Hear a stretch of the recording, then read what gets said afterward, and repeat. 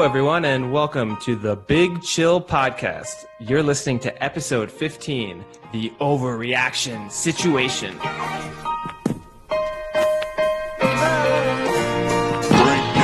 Hello, everyone. Hope you had a good first week of English football and American football. But first, let's say hello to everyone. Eddie, I'm going to go to you first. My question to you is, any chance you are out with Conor McGregor this weekend out in France watching some of the games? No, why he was in Paris? Oh, you didn't hear? Conor McGregor was just arrested in, not in France, but somewhere Oh, no, yeah, else. he was arrested in Corsica. That's like quite far. Because of his alleged sexual assault and indecent exposures in France over the past few days. So that was with me. So he did expose himself. So to you me, were with him.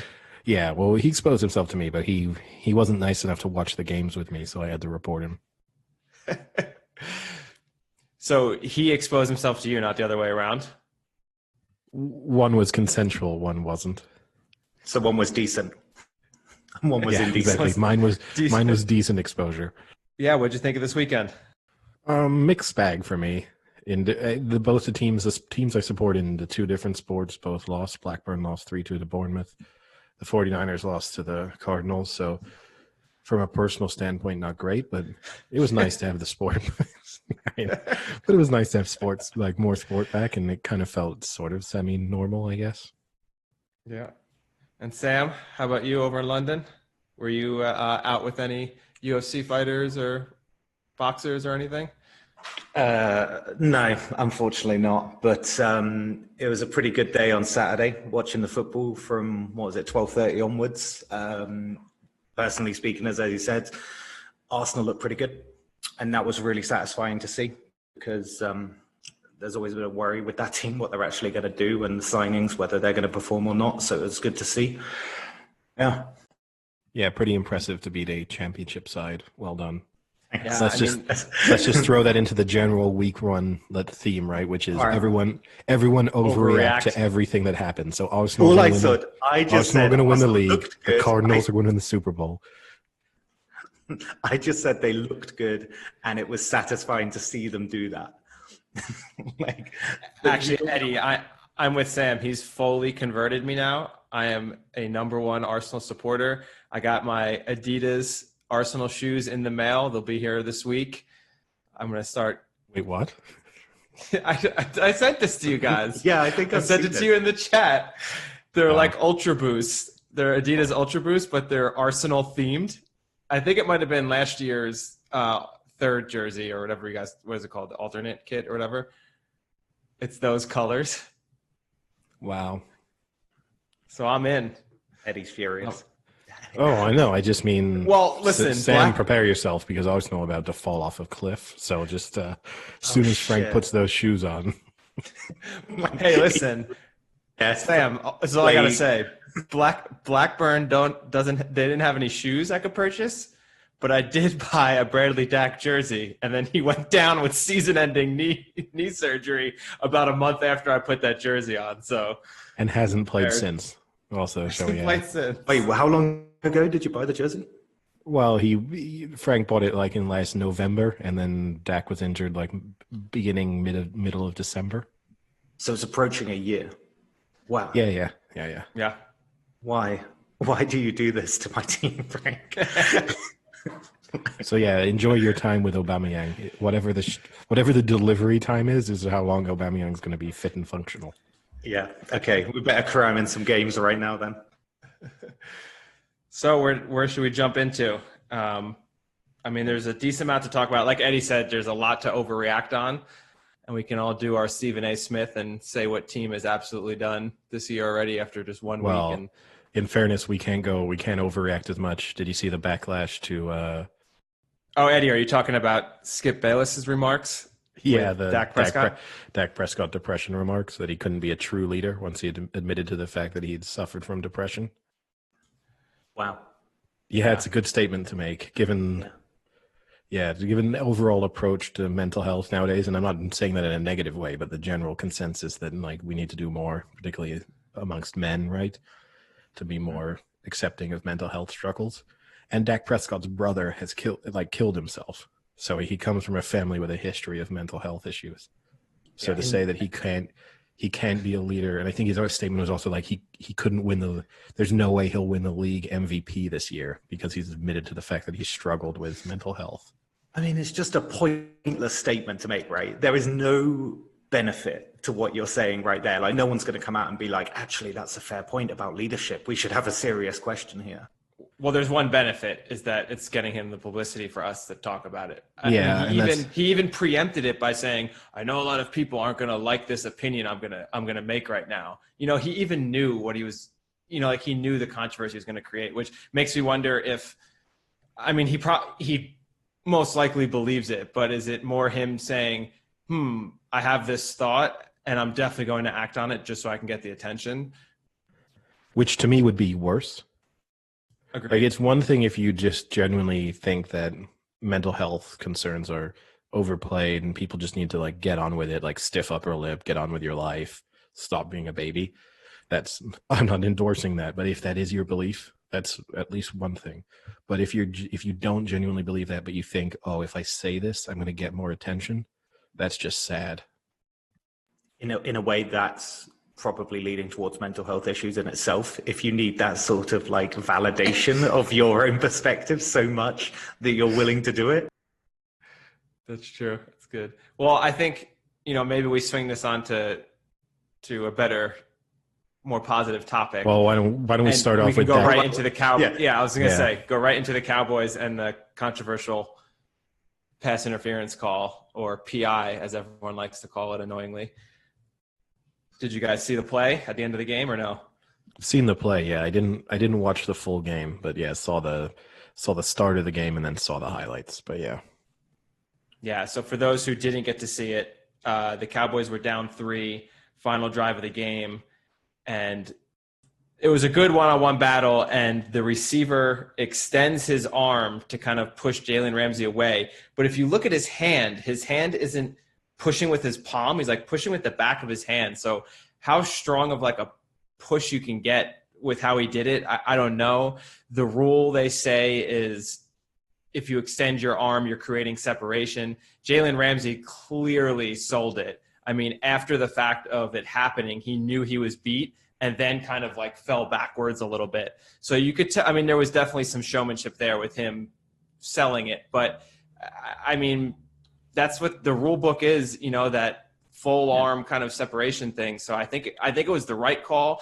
And it's annoying because people will argue, oh, the refs are making a call to change the game. But if it went the other way, then all the Rams fans would be saying the refs aren't making the call that clearly changed the game. So either way, the call, you know, is going to change the game, and it should just be the right call. It shouldn't matter who it's going to, if it's the offense or the defense. And I think it was the right call, so I don't know what the big complaint is. It's the same like we spoke about previously with like VAR in the Premier League, the consistency across games, and it's similar with the AJ Green one, right? For the Bengals, he extends his arm, therefore he's creating separation, therefore it's pass interference. I think the AJ Green one was more extreme and more obvious. Like, I think without AJ Green's interference, he doesn't catch the ball. So this was Gallup from the Cowboys. Gallup, sorry. Yeah, and you're talking about the AJ Green at the end of the game, right? At the end of the Bengals game as well. Yeah. And that would have won them the game. Yeah, but I think in the AJ Green instance, to me that was, he had to do that to make the catch, whereas I don't think the Gallup one he did. And I think that I think I agree with Frank. Like, he really sold the interference once he realized like this guy's going to catch this, and then he was like suddenly went down like he'd been shot. Yeah, here's my only issue with it. It's the consistency. And so we saw it last year. Like, I don't think this Gallup one is pretty similar actually to the George Kittle Super Bowl pass interference. I'm just saying I mean, that's only going back 1 week of NFL football technically, right? Oh, okay. It's pretty similar to that one. But then you go back 2 weeks of NFL football, or 3 weeks, whenever, to the Vikings. And Rudolph. And the Rudolph push-off, and that doesn't get a call. And that was the biggest push-off of all the instances that we're discussing. And to me, like, I'll take the rule however it is. Just be consistent. And there's no reason why now with video replays and stuff, I know that now you can't challenge pass interference. Now they've taken that away, right? But there's still just no reason for them not to have consistently applied that rule. Why would they take that away? Is it because it was just a mess? It was a mess last year. So rather than address the reasons why it was a mess, they just removed the problem. Aren't you just creating the problem because a lot of people are going to say that this interference should have been challenged or was challengeable, and you're just kind of just delaying the inevitable massive argument about it? Well, last year they would just the officials were just basically never overturning a decision. It was almost never happening. So it was kind of pointless. Like, as a head coach, you were basically wasting a challenge by challenging a pass interference. Like, I think it was like 20%. It was more annoying. Or something. It was more annoying than it was helpful in any sense. Like, it would just piss off fans, players, coaches, because they should have been. A majority of them should have been overturned, and they just never would have. Whether it was the refs wanted to stick with their own call, or they didn't see enough, or whatever it was. But yeah. But a pretty good stat coming off that AJ Green. Had AJ Green caught that, he would have the Bengals would have won, and Joe Burrow would have been the first quarterback taken number 1 overall to win his rookie debut since. Do you want to take a guess who it was since the last one? I'm trying to think of like quarterbacks taken number 1 overall who even play. So it's their rookie debut, not the first game of the season. Yeah, so any number 1 overall in their rookie debut. I'll guess Peyton Manning. I'll give you the year hint. 2002. Okay. 2002. Been almost 20 years. David Carr. Okay, I was never going to get. Yeah, that's a tough one. Even just recalling who was taken number 1 in 2002 is tough. But yeah, well, and if that's any indication, then maybe Joe Burrow didn't want to win that game because David Carr's career kind of went downhill from there. So maybe best to lose that first one, like the majority of the number 1 picks have done.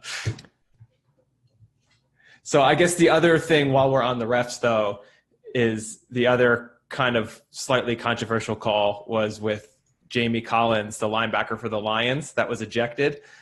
For anyone who hadn't seen that one, I don't fully know what he was reenacting, but he was reenacting, I guess, that a player was kind of going head first with his helmet at him, I'm assuming. And he did that to the ref, but instead of kind of just standing back and showing the ref that the guy was leading with his helmet, he kind of bumped into the ref. And then he got ejected for touching an official because the rule is that's unsportsmanlike conduct. You can't touch an official, even though there are exceptions where you can like pat him on the shoulder and things like that. For anyone who's seen the video, my only argument is it looks almost as if the ref leans into it a little. Like Jamie Collins puts his head down and kind of goes to hit his chest, but looks like he's stopping. And then the ref leans into it and then reacts. You've seen it the wrong way. He goes away from it. But are you sure? Because it looks like he leans into it. No, he definitely from the back tilts. view. It looks like he tilts in. No, because he's pulling one shoulder away, but pushing the other one in. But it's to pull away the area of contact. But I mean, look, it's going so slowly. To me, this falls a little bit into the same sort of area as the Djokovic disqualification. Part of me feels like it's not the right decision. That it's an overreaction to like a very sort of basic sort of thing that could have just been dealt with. At the same time, you kind of need to have like a clear rule there where you're just like, you can't do this. Because you can't have like, oh no, he gently tapped him with his helmet, so it's fine.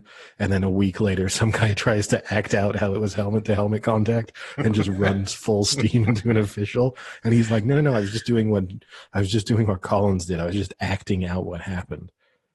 No, maybe Mason Rudolph is going to reenact what Myles Garrett did to him and just clocked the ref over the head with his helmet. He hit me like this. Too bad Mason Rudolph won't ever see the field again. So, yeah, Sam, any take on that? I honestly, I didn't actually see it. I knew it was pretty big topic on it though. But I guess the point stands, right? That you can't really, if you can't touch the ref, you can't touch the official. So therefore, it like rightly so, but like ejected from the game, right? So just basically meaning you can't come back in. or because ejected just sounds a little bit different, like they were kicked out the stadium or something? Well, no, you're forced to leave. It's like being sent off in Forced- in football. Okay. You're forced to leave the sidelines. The field Here's of play. here's the thing: is I don't know what the implications are in terms of will he be fined or will he face possible suspension. Like that's where it will get too extreme. If it's just like, look, you had to be removed from that game. What you did was dumb. Fine. Yeah. If it extends beyond that, then that's a total overreaction. Did he immediately apologize? Did he like make the gesture like Djokovic that would suggest he was in any way? It's hard to compare it. He didn't endanger the official, let's put it that way. He lightly taps him on the chest with the top of his helmet. I think he was more shocked. Yeah. But I mean, you will have to say this. All of the Bears players around him immediately react by doing the like throw the flag gesture. So he can't even say that like other players would have like done the same thing or didn't realize what he had done was wrong, because there's an instant reaction from every other player of like, ooh, penalty. I haven't seen it, but it seems dumb. No, agree. I mean, the rule is pretty clear. It's one of those things I don't understand. If you know the rule is don't ever touch the official, why in that instance are you even if you didn't really mean to touch him, why are you going to get within inches of touching him? It's kind of, couldn't you have just pulled him to the side and been like, hey, listen, he's leading with his head. You know, isn't that just as easy to say as if to show him by hitting him in the chest? It was kind of pointless. You would think so, yeah. But I mean, hey, at least it gave the Lions Bears game like a real talking point. Oh, you mean the Mitch Trubisky massive comeback isn't a good talking point? I mean, as I've expressed in the past, I'm not quite as down on Mitch as maybe some people are, and I wasn't as down on the Bears as some other people were. But I think the Lions suck, so I'm not gonna. Again, it's week one, so I guess we have to overreact to it. Yeah. Well, the first three quarters, his QBR rating I think was somewhere in the 17 or 20. You know, he just happened to have a really good fourth quarter. And again, another Matt Patricia blown lead. I don't know if you saw there was like a post-game conference with Patricia, and people were basically questioning, you know, are you in your head a little bit with the sense that you've now blown so many fourth quarter leads as the Lions head coach that it's starting to affect your decision when you take a lead? And he pulls out the New England Patriots fourth quarter comeback card as saying that he's not someone who blows leads. So to me, if you have to pull out that card that you are successful in your previous coaching tenure for not blowing leads, then it's definitely in his head. I mean, that is just a clear sign to me that it is in his head. I don't think it's in his head. I think that the fourth quarter is where a coach earns his money, right? Like, I don't think Matt Patricia is that good of a coach. So I think it fundamentally boils down to, once you've got the game down to these next four possessions are going to determine the outcome of this game, there's no room for mistakes. There's no room for not managing the clock correctly. There's no room for not using your timeouts. Your play calling has to be good. Like, every mistake is, highlighted. And to me, it's more that fact. And so it's just like, look, you're not a great coach. He's more likely to make a decision over the final 4 or 5 series that really matter. And that's the difference between him and like Bill Belichick. Like, you basically know with Bill Belichick, Patriots get the ball down 3 with 2 minutes to go. The players may not execute everything correctly. They may still lose, but he will fundamentally make the right decisions as to like, what's the tempo? What plays are we going to call? What are we going to go for? And with Matt Patricia, I think it's the opposite. He's going to mess that up like most of the time. Oh. Do you want to? Should we do NFL Week 1 overreactions, and we can? Yeah. So we can take turns on and going over our overreactions from the first week's play. Yeah, sure. I mean, it's all over for Brady, right? This is yeah, he's done. That actually, in fairness, that might not be an overreaction. he might.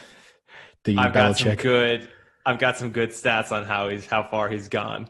The Belichick v. Brady argument might be settled in like 4 weeks. It was so easy. Yeah. I feel sorry for him because for starters, right? I think they were close to they may have been the most penalized team yesterday. They were at least close to it. They were the most penalized team in the league the year before. And that's going to affect even the best quarterback.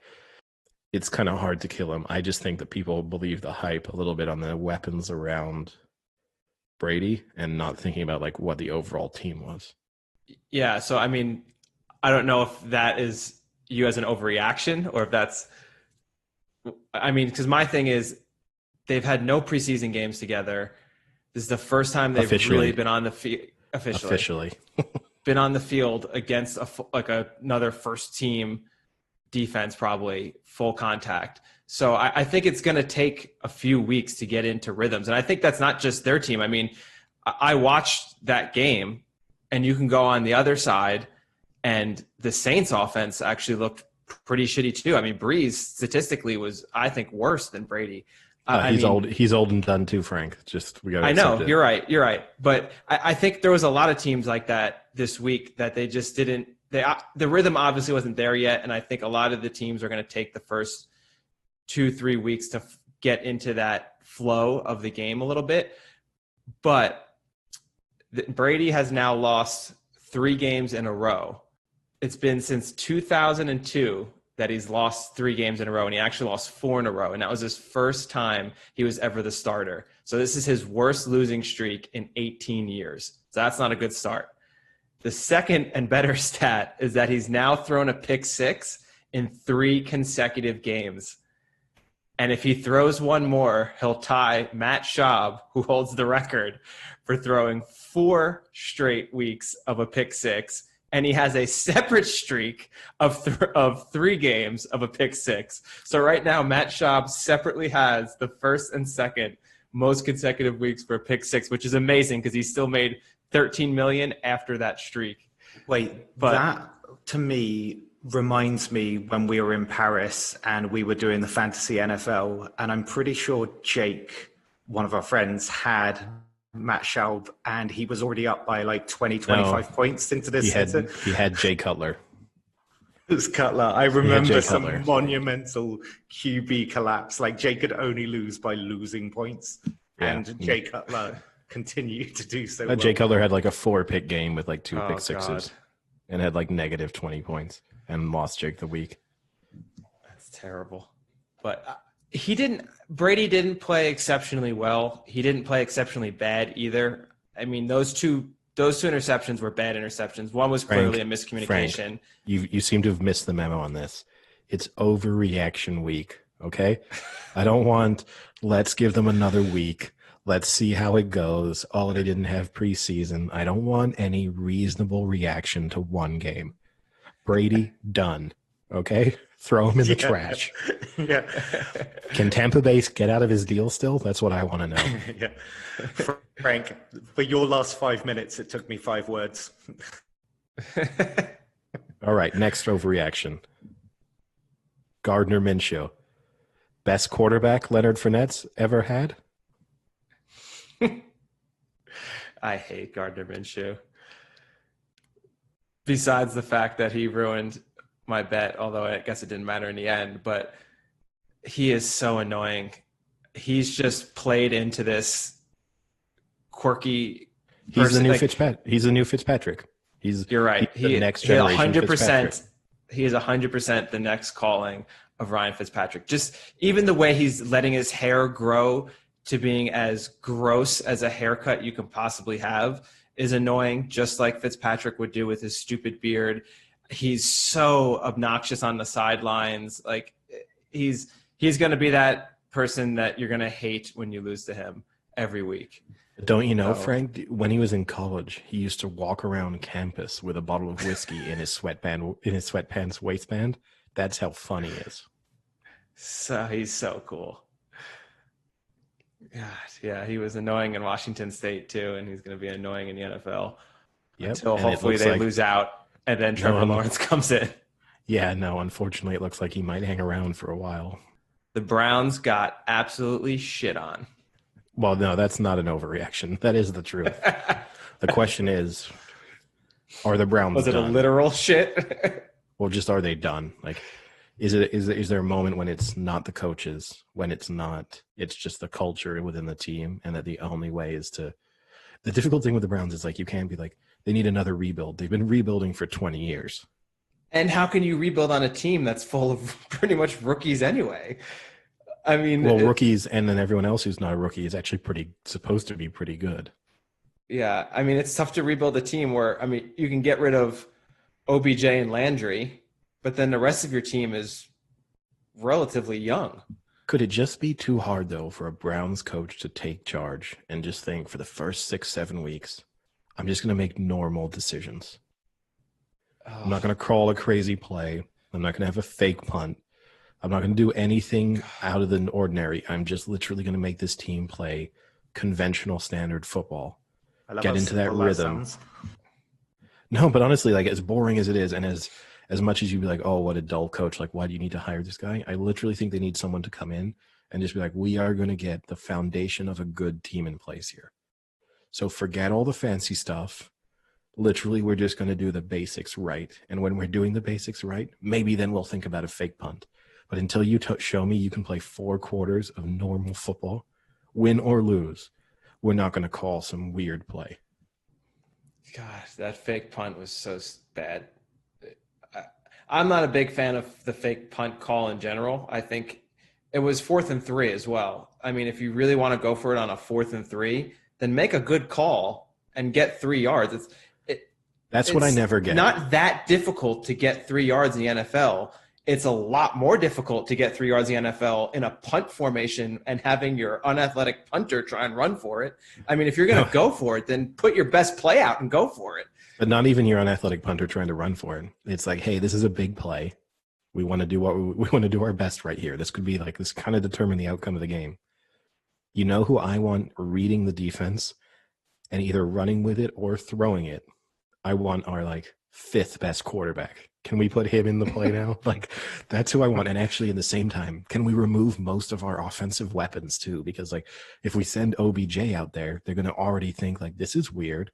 So we're going to remove like all of the skilled position players around him for the most part. And we're going to put this guy in the biggest moment of his life, maybe, to like try and execute this play. I don't get it. You're right. Just like, if you really want to go for it, the only time I get it is when you're like right on the like the edge of like field goal position. And every once in a while they completely catch a team by surprise. I can kind of get that. And where then you're like, we might get a touchdown out of this. But when the outcome is like, oh, if this guy picks up the 3-4 yards, we're going to have a first down. It's like, what then? And then you have 3 more plays for 2 yards and you punt anyway. Like, yeah. And that's the thing. I'm okay with the fake punt if in a certain circumstance where, you know, if it's like a 4th and long or something like that, and you're truly trying to catch them off guard. But in a 4th and 3 situation, first off, the defense is thinking, hey, they only need 3 yards. They could probably try and do something stupid and fake a punt. They wouldn't be that dumb, but let's just keep our eyes open because they only need 3. That's the first thing. And then the second thing is, like you're saying, if you really just want to get 3 yards, then go and try and get 3 yards. Like if you're going to fake punt on the 50 on a 4th and 12 and try and catch them off guard and get a really big play out of it, then okay, try it, go for it if you think you have a really good fake punt play. But not in a 4th and 3 when you only need 3 yards and you're on your own 30. If the risk is that great, wouldn't you want the best chance? Like that clearly wasn't the. It's just some of the coaching tactics just still drive me insane in the NFL. And I can get the argument, right, which is the Ravens are one of the most explosive offenses. And in your mind, you might think if we give the ball back, it's 3 points, if not 7.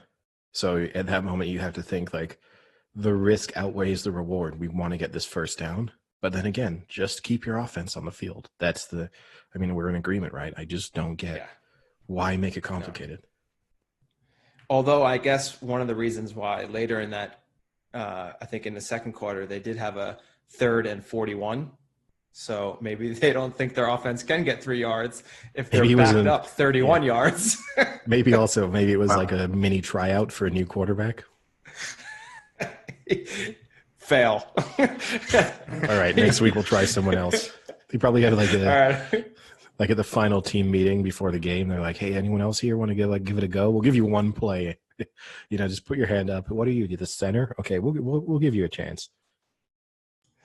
They now haven't won a season opener in 16 years straight. The Browns. How terrible is that? That must be depressing for a Browns fan. Just because I'm imagining half of those seasons, there was some degree of optimism, maybe. Do you want me to go and ask one? See how she feels about it? Yeah. I don't know. I wouldn't say half of them there's a degree of optimism. I'd say maybe like 20% there was some optimism. But they're almost Sam's like right, years. though. The optimism is obviously going to be highest that first game. So at least, if anything, if you're a Browns fan, you respect the fact that they shoot your optimism down right at week one. It's not like they win at week one and then lose the next 14. It's like week one, oh, we might be decent. Oh, never mind. Sorry. All right. See you guys next year. But that's the and problem. Also, it's how many times can you do that? How many times can you be like, see you next year, knowing that one game next year will come and it will be the same result? Well, at least 15. Also, right, like they looked awful, but they were playing against the Super Bowl favorites. So there is a degree here, even though I'm all into overreaction week one, the rational reaction to it does have to be no preseason, new coach. They're playing the Super Bowl favorites. Don't read too much into that game because the Ravens are going to beat a lot of teams really badly this year. Yeah. But now let's get back to overreacting. Cardinals. All right, I'll do the Cardinals. Boy. I'll do the overreaction that people are legitimately doing, and then I'm going to have to be rational, me, and take it back down. The overreaction are the Cardinals are legit. They might win that division. They might have a superstar quarterback. And with Hopkins, they've turned their offense into one of the best offenses in the league. That's the overreaction. And consistently, I'm hearing people, I watched that entire game painfully, I have to say, but I watched every play of that game, and every little bit of reaction to it that I've read, with the exception of like coming from, and I want to say I think Shanahan's reaction to the game was exactly the right one, but with the exception of Shanahan, everyone's been like, the Cardinals won that game fair and square, deserved to win it, better team on the day. And I don't know which game they were watching. I will be slightly nice in my critiques here. I know Eddie. Can I critique the team? Can I critique the team myself first? Because you're going to think that I'm going to defend aspects of the team. So you want to go into the Niners first? Because I think the better overreaction is that the Niners are done. Oh, okay. Let me shoot down that then first, and then you can decide what you disagree with. Okay. Defensively, they looked great. The only killer to their defense was that their offense didn't move the ball far enough or put up enough points. So it kept putting the defense back on the field in a tight game. And if you look at the way the Niners defense works, which relies really heavily on the pass rush, going up against a quarterback like Murray, who scrambles not in designed runs, but in a way that he feels pressure like Russell Wilson does. He feels pressure and then escapes.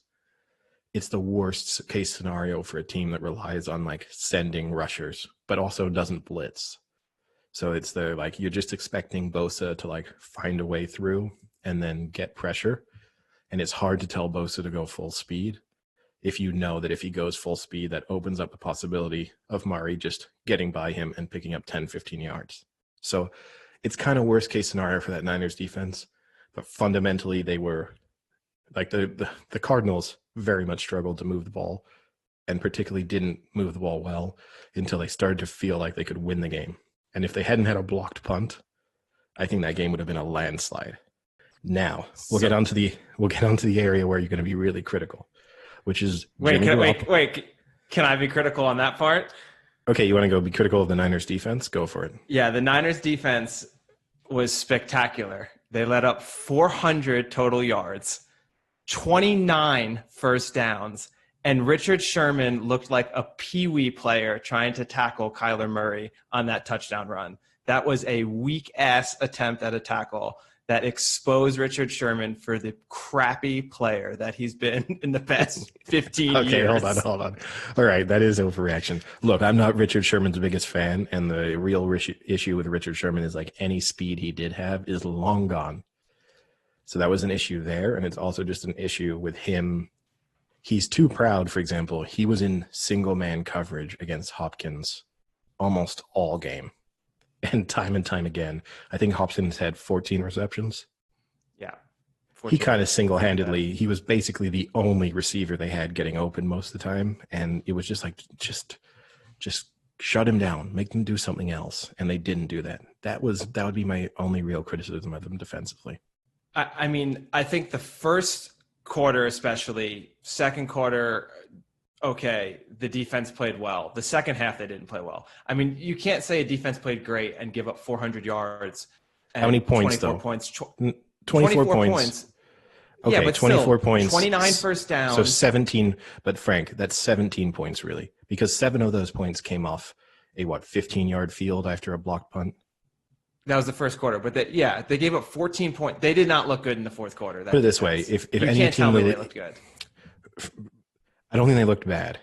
If their team, here's the thing is, if you don't have an offense putting up points, and if you don't have an offense consistently giving you good field position. Now, here's where they were terrible. They were terrible on third down.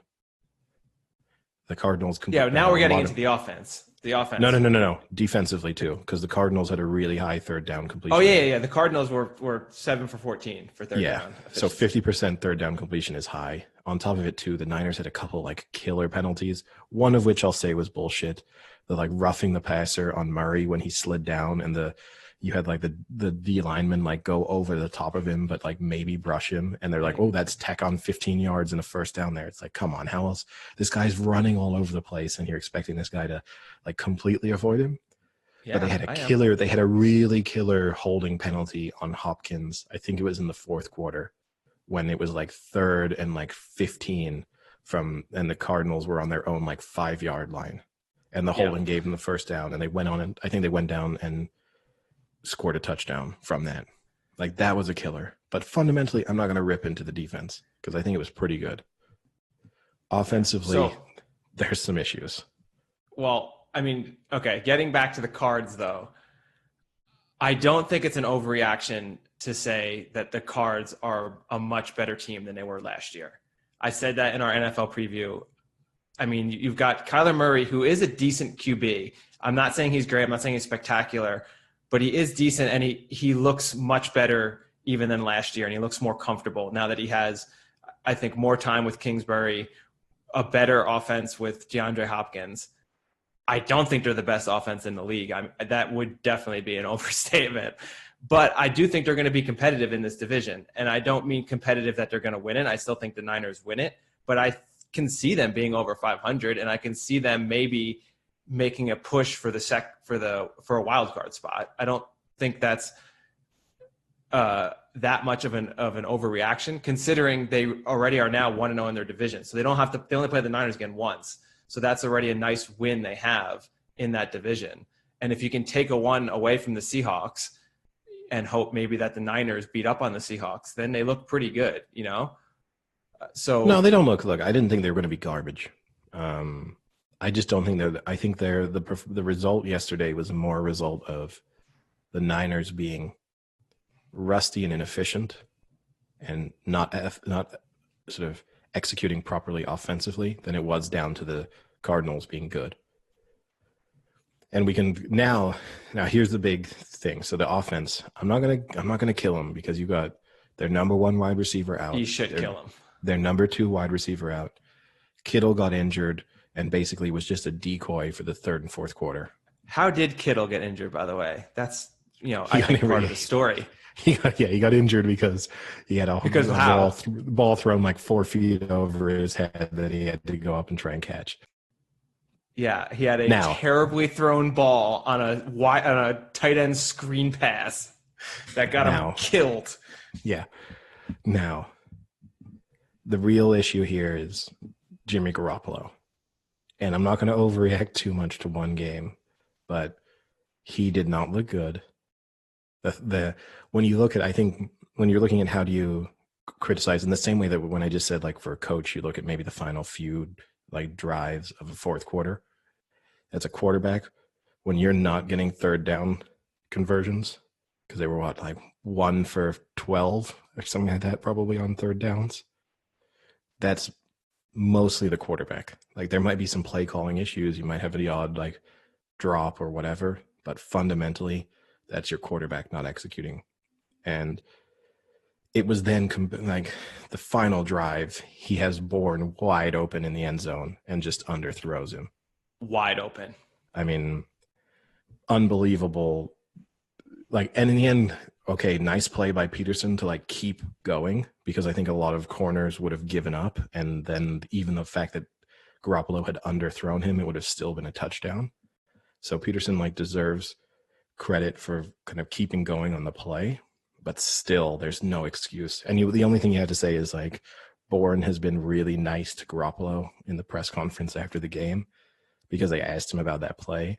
And Bourne was like, as a wide receiver, I just have to do a better job coming back towards the ball. And that's like a very nice way of describing a very underthrown ball. Well, so you're talking about the touchdown one.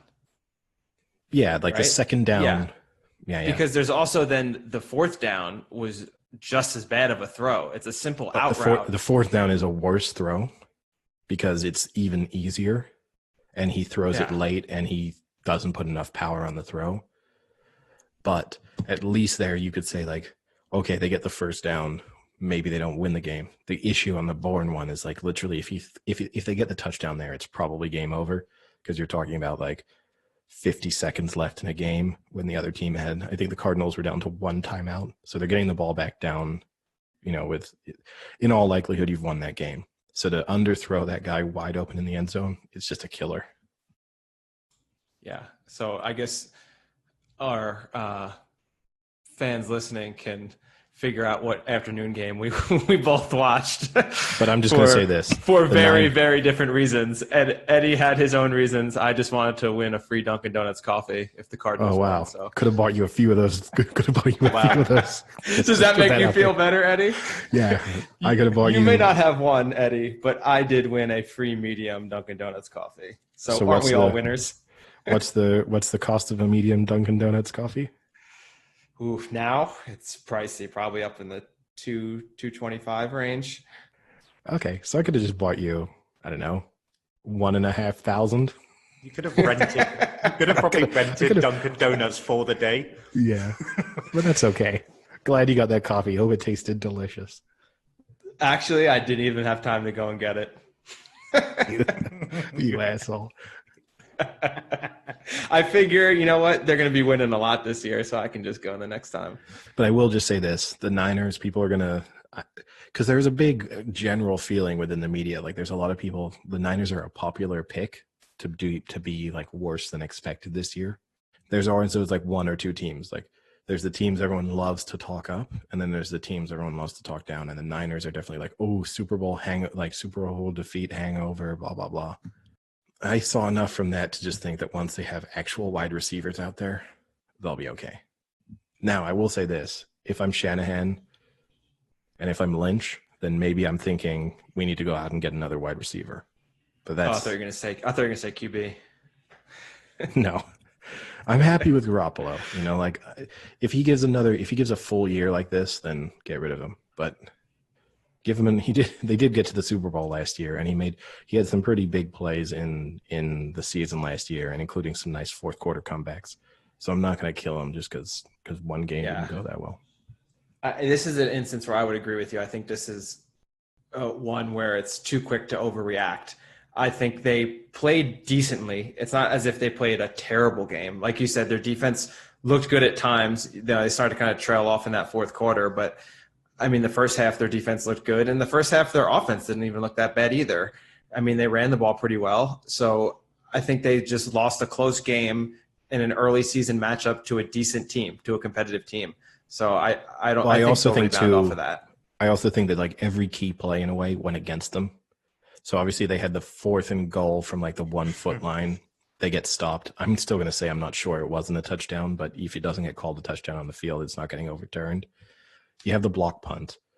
Blocked punts are just kind of anomalies most of the time, right? Like it's just now you can say like, yeah, they did a really good job of getting that guy open to like get through the blocking. Fine. But fundamentally, like it's just things had to go really well or really badly for a block punt to happen. Yeah. I think that is part of a larger picture for week one, where there was just a lot of plays like that, especially on special teams, that normally don't happen, that I think are a cause of this quick to play, no preseason kind of thing, where you had blocked punt, blocked field goals, a lot of missed field goals, a lot of, terrible special teams play. There was another one, was it the Saints game? I think the Tampa Bay and the Saints, where they did like kind of a squib kick to the side of the field, and the Tampa Bay guy muffed it, and then the Saints people jumped on it and got the ball like on the 30-yard line, where you could have fair caught it, you could have let it go out of bounds. It was just a lot of plays in week one, I think, are going to be a result of just not really being into the flow of things. And I think we'll see a much improved football, especially from a team like the Niners, and by week 4, week 5, I think they'll have cleaned a lot of stuff up. And my final Niners related point, just so we're not a Niners podcast all of a sudden. We hate the Niners. Just you're the only one who likes them.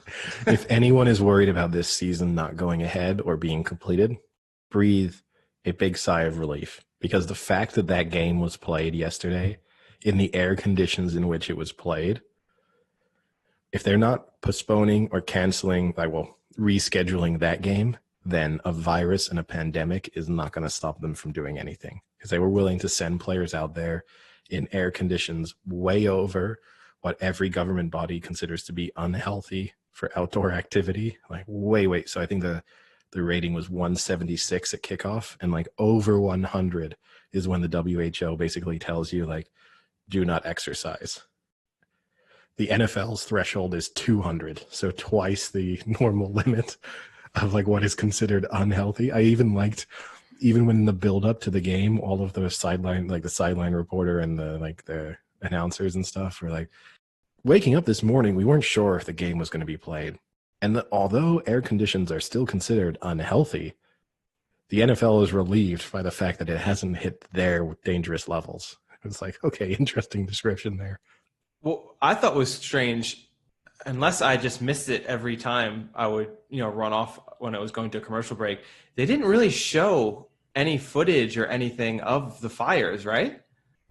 They showed maybe once. Once or I thought twice. They were going to go to it every time and kind of use it as a way to kind of say, hey, don't shoot your gender reveal parties and cause massive fires that could kill people. Well, I think in a way, right, that's actually an interesting thing. Is normally the NFL would be all over the idea of thank you to the men and women who are currently fighting this tragedy or whatever. And I think they said that once. But the fact that they didn't drill home the fires, really not that far from where this game was being played, to me is more an acknowledgement on their part of let's not really talk about this because we're playing this game in technically unsafe conditions. So we don't want to really make this a talking point of this game. Let's just have this be a normal game. I mean, I have to agree with you, because otherwise you would have seen a decent amount of footage from it, and I don't remember seeing anything. They only really did it once. It would just no, because they showed the haze. They cut to the haze over the city a couple times. Then they did say Shanahan's told his players, if you start to feel tired, sub yourself off as soon as you feel tired. Don't try and fight through it in a normal game. And then they kind of talked about it with Coleman, because Coleman has a sickle cell issue, and they weren't sure if he was going to play, but then he decided he didn't practice before the game and then decided to play. And that's the only other time where they really discussed it, just because of him. But yeah, I just think overall they just didn't want it to be a talking point. But good news, there's no way this pandemic is stopping the season, because literally, even if the stadiums were on fire, I think the NFL would still play the games. The fire gets rid of the COVID, right? It's kind of just trading one for the other. Oh yeah, I think. Well, you don't believe in the virus anyway, Sam. So no, so it's just fire. Do you even believe in fires? Not until I see them in person. They're just a figment of your imagination. Yeah. Fire can't actually hurt you. No. Yeah, Sam is the Skip Bayless of this podcast. What I'm saying is, have you seen the world round? Have I seen the world around? I don't know. Have you spoken English before, Sam? What? Have you seen the world around? Are you a flat earther? Around what? Like around at the pub? I mean, no, I have not seen the world at the pub recently. Have you seen the round? Not What? O-round. I'm not I mean, saying have A. I seen it? It's No. Earth round. No, you haven't. It's flat Earth. Oh, the curvature, you mean? Ah. No, you Yeah, were just saying, okay, have sure. you seen Earth round? Have you seen the Earth round? Oh, me speak English. Me speak good English. There was nothing wrong. That is a grammatically okay sentence to say, have you seen the Earth round? So I guess the purchase of my Arsenal shoes aren't going to affect the football team. They're going to affect Sam directly. He's now speaking like there you go, caveman yeah. Frank. Yeah. Such a shame. It's infectious. The only other one I think we should bring up would also be in the NFC West, and that would be, as the fans are saying, to let Russ cook. Yeah, so what do you guys think really of good. that Russell Wilson performance? I mean, he looked like near perfect, right? The only issue is, I think he's really, obviously, I mean, I think he's really good. I think the Seahawks are going to be really good. We kind of were positive about the Falcons going into week one. I think almost like collectively to a certain degree, as I know Sam still picked the Seahawks, but still we're like, everyone kind of agreed that this could be a good year for the Falcons. Their secondary looks atrocious. So it's one of those where I no doubt the Seahawks are a very good team and Russell Wilson is Russell Wilson, but he may as well have been playing like that was like a D3 college team. And that might be an insult to D3 college teams. So who had the best QB performance from week one? Is it I'd say Wilson. I'd say What Wilson. about Lamar Jackson? I'd say Wilson. The Chiefs won again, so we can just throw The that Chiefs out there won on the again, and Thursday they night game. They looked good, although they looked a little bit shaky for the first like quarter or so, and that's to be expected.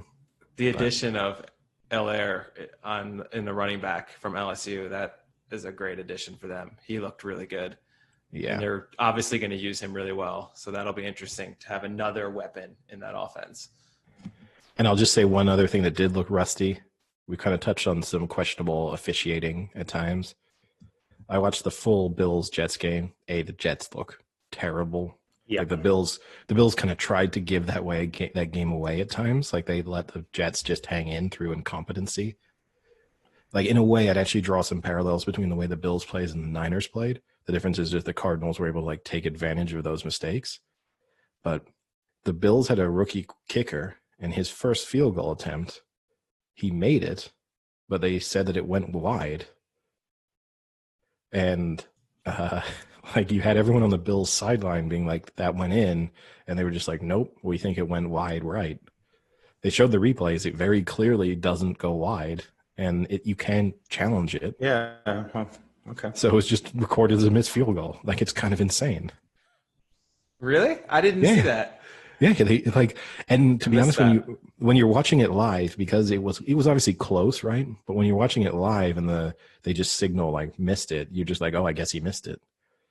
And then they showed the replay. Now, was it above the post, or was it to me under the end of? You know what I'm saying? Like you know how the post goes so high. Above, yeah. So to me, it wasn't. To me, when it passes, it was not above it. But then whoever whatever it was, CBS or whoever they're officiating, the guy who recommends to like X guy like helps them out with obvious information that we all know anyway. Like that is a fumble. And who never disagrees with the refs? No, never. And when he does, never gets it right. He was like, oh yeah, you can't challenge that because it was above the height of the goals. But then you look at it, you're like, it's not though. Like it's clearly when it passes through, it's clearly not. But it's just like, and fortunately it didn't matter, because if that had ended, like if the Bills had ended up losing by like 30 points and you're like, hold on a second, you literally just didn't count a good field goal, that would have been a real talking point. Yeah, I think either Wilson Lamar Jackson had a great game, as much as I hate to say it, and the passing was, from what I saw, was good, but we'll see. I don't know if I trust the Browns as a NFL team still, so we'll see what he does next week. I think they play the Texans next week. I mean, Gardner Minshew. Oh God, I mean, you got to put him kind of in the conversation, right? You throw Rodgers in there as well. And Rodgers. Oh, Rodgers. Yeah, true. Aaron Rodgers had a great game. As you said, arm felt as good as it's felt in 16 years, and it looked like it.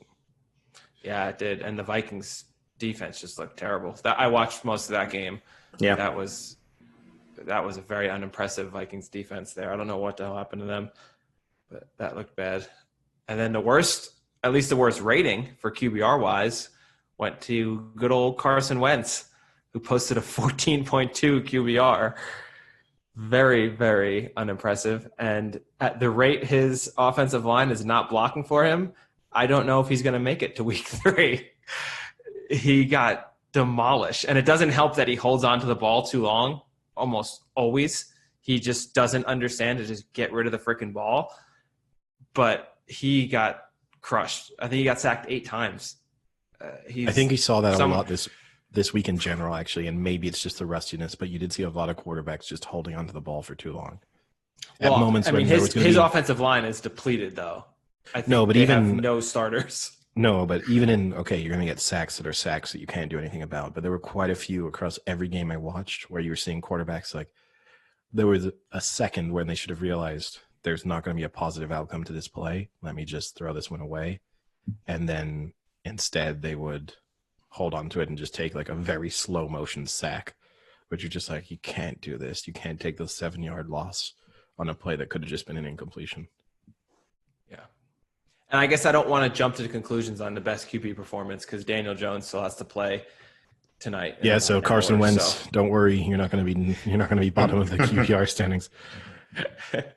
Will Daniel Jones probably like -40? Yeah, that would be impressive because I don't think he can go below 0. So, wow, first time for everything. All right, anything else we want to cover NFL Week 1 wise? I will say, not really NFL Week 1 wise, but this was the first time because I was watching some U.S. feeds of particularly of the Bills game, so I got local Buffalo commercials. First time I'd seen U.S. political ads from this year, and I'm not going to make a political judgment one way or another. Where that's not our area of expertise. The only thing I will say is they're so embarrassing that I don't know how anyone is like won over by them. Even if you're in full support of either candidate, I'm just going to say the overall standard. It looks like you asked like a 13-year-old to be like, hey, we gave you this camcorder and you just introduced you to like iMovie. Can you edit this together, please? And the guy's like, okay, cool. I've got these couple like these actors I got for free on Craigslist. They're going to be like, I like him because he doesn't like taxes. And then we're going to do this in like star-spangled transitions between the two. It's just unbelievable. A lot of overlays and super patriotic transitioning. Yeah. And also, the other thing I don't get too is it's as if they handed it to a 13-year-old who just hates the world as well. It's like the most spiteful 13-year-old that you could ever imagine to put on this. Like, can you make this the most judgmental 30-second clip that you could ever do in your life? Yeah, I mean, that's also because, like, we don't really get negative attack ads. I think that's kind of, like, quite an American thing to the degree. Mm-hmm. So, like, for example, it was weird seeing these, like, obviously people running for, like, local representation in Buffalo, and they'd just be, like, this middle-aged woman, and they've obviously tried to get the least flattering picture of her. So it's her like shoving a bagel into her face, and then it will be like, Deborah Johnson doesn't want you to eat bagels because she hates Jews. It's just like on such a different level. Was that actually the advert though, Eddie? No, but it really wasn't. Honestly, it wasn't far off. Like that's the standard that they're making them to. They're so negative, and it has nothing to do with anyone's like, Deborah Johnson once got a parking ticket. She doesn't believe in like police. Your voice sounds so good. It's kind of like the movie guy, isn't it? It reminds me of the Parks and Rec episode when they're trying to knock off Bobby Newport. Bobby Newport doesn't believe you should have any money. No, but legitimately, and that's the thing that's funny. And it's like, no, you got to, Eddie, go deeper. Go deeper. Well, that's the thing that's funny. Like, you don't think that those kind of ads exist in a way, and then you watch it and you're just like, someone's made this, paid for this, signed off on this, and then worst of all, someone's going to be watching that like third quarter of the Jets-Bills game, like chowing down on some buffalo wings, and going to be like, Deborah Johnson does hate the Jews. I'm not voting for her. I don't know anything about her, but I don't like her. Yeah, they're impressively bad. It doesn't seem like they're ever driven positively. Like the only thing you would probably know about American politicians is maybe what they hate as opposed to like what they stand for. Oh, I did see a couple Trump ones, which were like, Donald Trump has overseen the greatest economy in the history of mankind. That economy has survived the pandemic, and it's only going to get stronger. It's like that kind of Wait, stuff. why would the negative person's voice be on pro-Trump? It would be like the other way. It'd be like, Donald Trump has the best. Yeah, Eddie, I need your most angelic voice. Yeah, you need Sorry, my voice acting career hasn't taken off yet, so I don't have a lot of versatility. So I'm kind of just in the negative mindset for now. Just bad cop at the moment. Yeah, no one ever taught you good cop. I mean, I did get hired by Sayat right after our ads we did, and I'm just doing some really negative ads about other car manufacturers. Renault doesn't want you to have 3 tires. Volvo doesn't want you to have seatbelts, so you crash and die. Exactly. Although that's a bad argument with Volvo, right? Yeah. Volvo doesn't want you to feel the full power of your vehicle. They want to constrain you. Don't let them hold you back. Buy a Sayat. I think you have the voice to do this, Eddie. I'm going to reach out to the next 14-year-old boy I see that's putting on one of these ads and tell him I've got his voice. No, that needed some deep clarification. I said who's putting on these political ads. Yeah, so Frank's getting arrested. He's going to find a 14-year-old boy and be like, hey, I've got a camcorder. You want to come over to my place? We'll make some commercials. That might actually be part of the advert. Frank Duca likes 14-year-old boys. Frank Duca's a university professor, but he's also a child predator. Your voice is so good. It is so on point. I guess as a really smooth transition, speaking of negative, like attacks going on in public forums, we can talk about the PSG Marseille game and the fallout from the sendings off that happened in the final couple of minutes. Classic. Oh, what was it 5 sendings off in the 97th minute? Yeah. I was so disappointed because I hadn't seen this, and then you guys said that there was the incident, so I looked it up and saw PSG Marseille brawl, and I got really excited. And then I saw what a brawl is in terms of European football.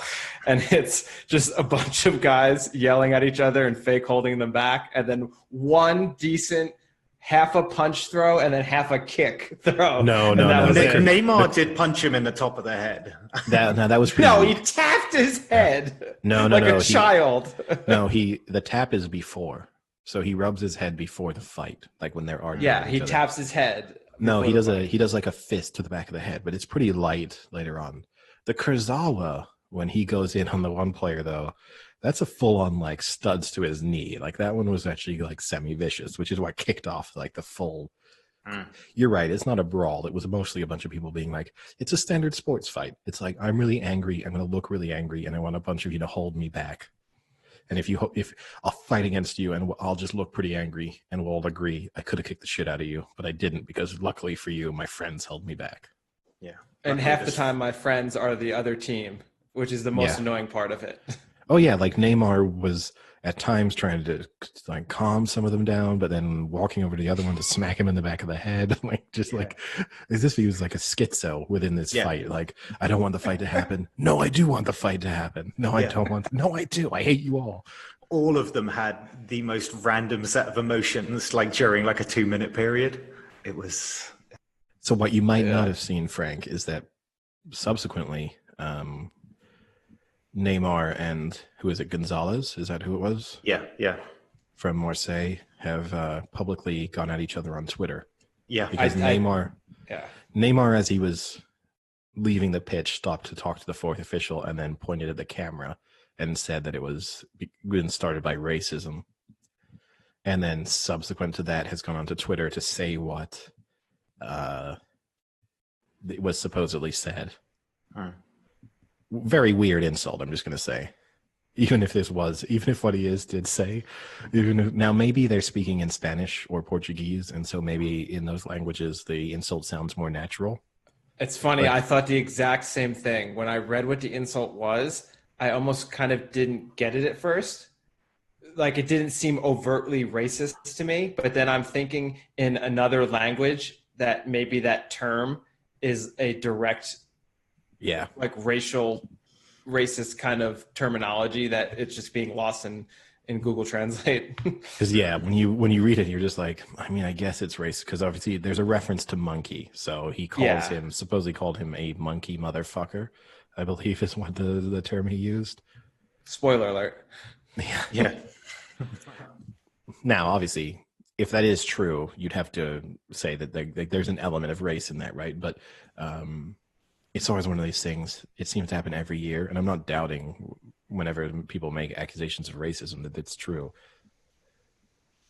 The issue with Neymar is he doesn't exactly have the best track record, so there's a possibility here that he's just using this as an excuse. I did like on Twitter too that he said the only thing I regret is that I didn't punch that asshole in the face. Yeah. And then Gonzalez doubled down on it and basically said, look, I'm not a racist. I didn't say any of this. But he was like, Neymar just needs to learn how to lose properly, like lose on the field, basically.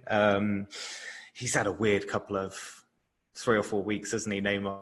You know, the emotions of the Champions League, getting the virus in a party, now getting apparently racially abused in a fight. It's been a strange one for him. Well, maybe he can blame this on COVID because they're saying that might have neurological issues with COVID. So maybe, maybe it's the meds that he got racially abused. Yeah, maybe COVID's making him a schizo on the field now. The difficult one, right, is when you watch the full sequence, the full footage, is that he does what you referred to when he rubbed him on the back of the head. That's an argument that happens like before the fight kicks off, which is set off by a foul being committed sort of 20 seconds later. I don't know if he's saying that the racial slur or insult was said during the fight, or if he's saying that's why he got annoyed with the player in the first place. If it's why he got annoyed with the player in the first place, his reaction to it initially is bizarre because the rubbing him on the head was just like a kind of asshole thing to do. Like I actually gave credit because I watched the footage obviously without seeing the accusations of racism first. And when he did that, I was actually surprised by how little the Marseille player reacted to Neymar. Because if I was playing on the pitch and a player like walked up behind me and rubbed me on the back of the head like that, in that kind of like semi-patronizing way, I would have told him where to go. Like the fact that Gonzalez kind of just laughed him off, he deserves a little bit of credit for that. Now, I'll retract all that credit if it turns out he then racially abused him. Yeah, this is the problem. So I think Neymar's or PSG have now reported it to the authorities as well. So I guess they feel either that they're massively defending Neymar or they believe that a camera's picked it up. They have to, though, right? They have to, because at the moment, all it is 11 Marseille players defending Gonzalez versus 11 PSG players. But you have to push for punishment, because if not, you're basically openly saying Neymar's a liar.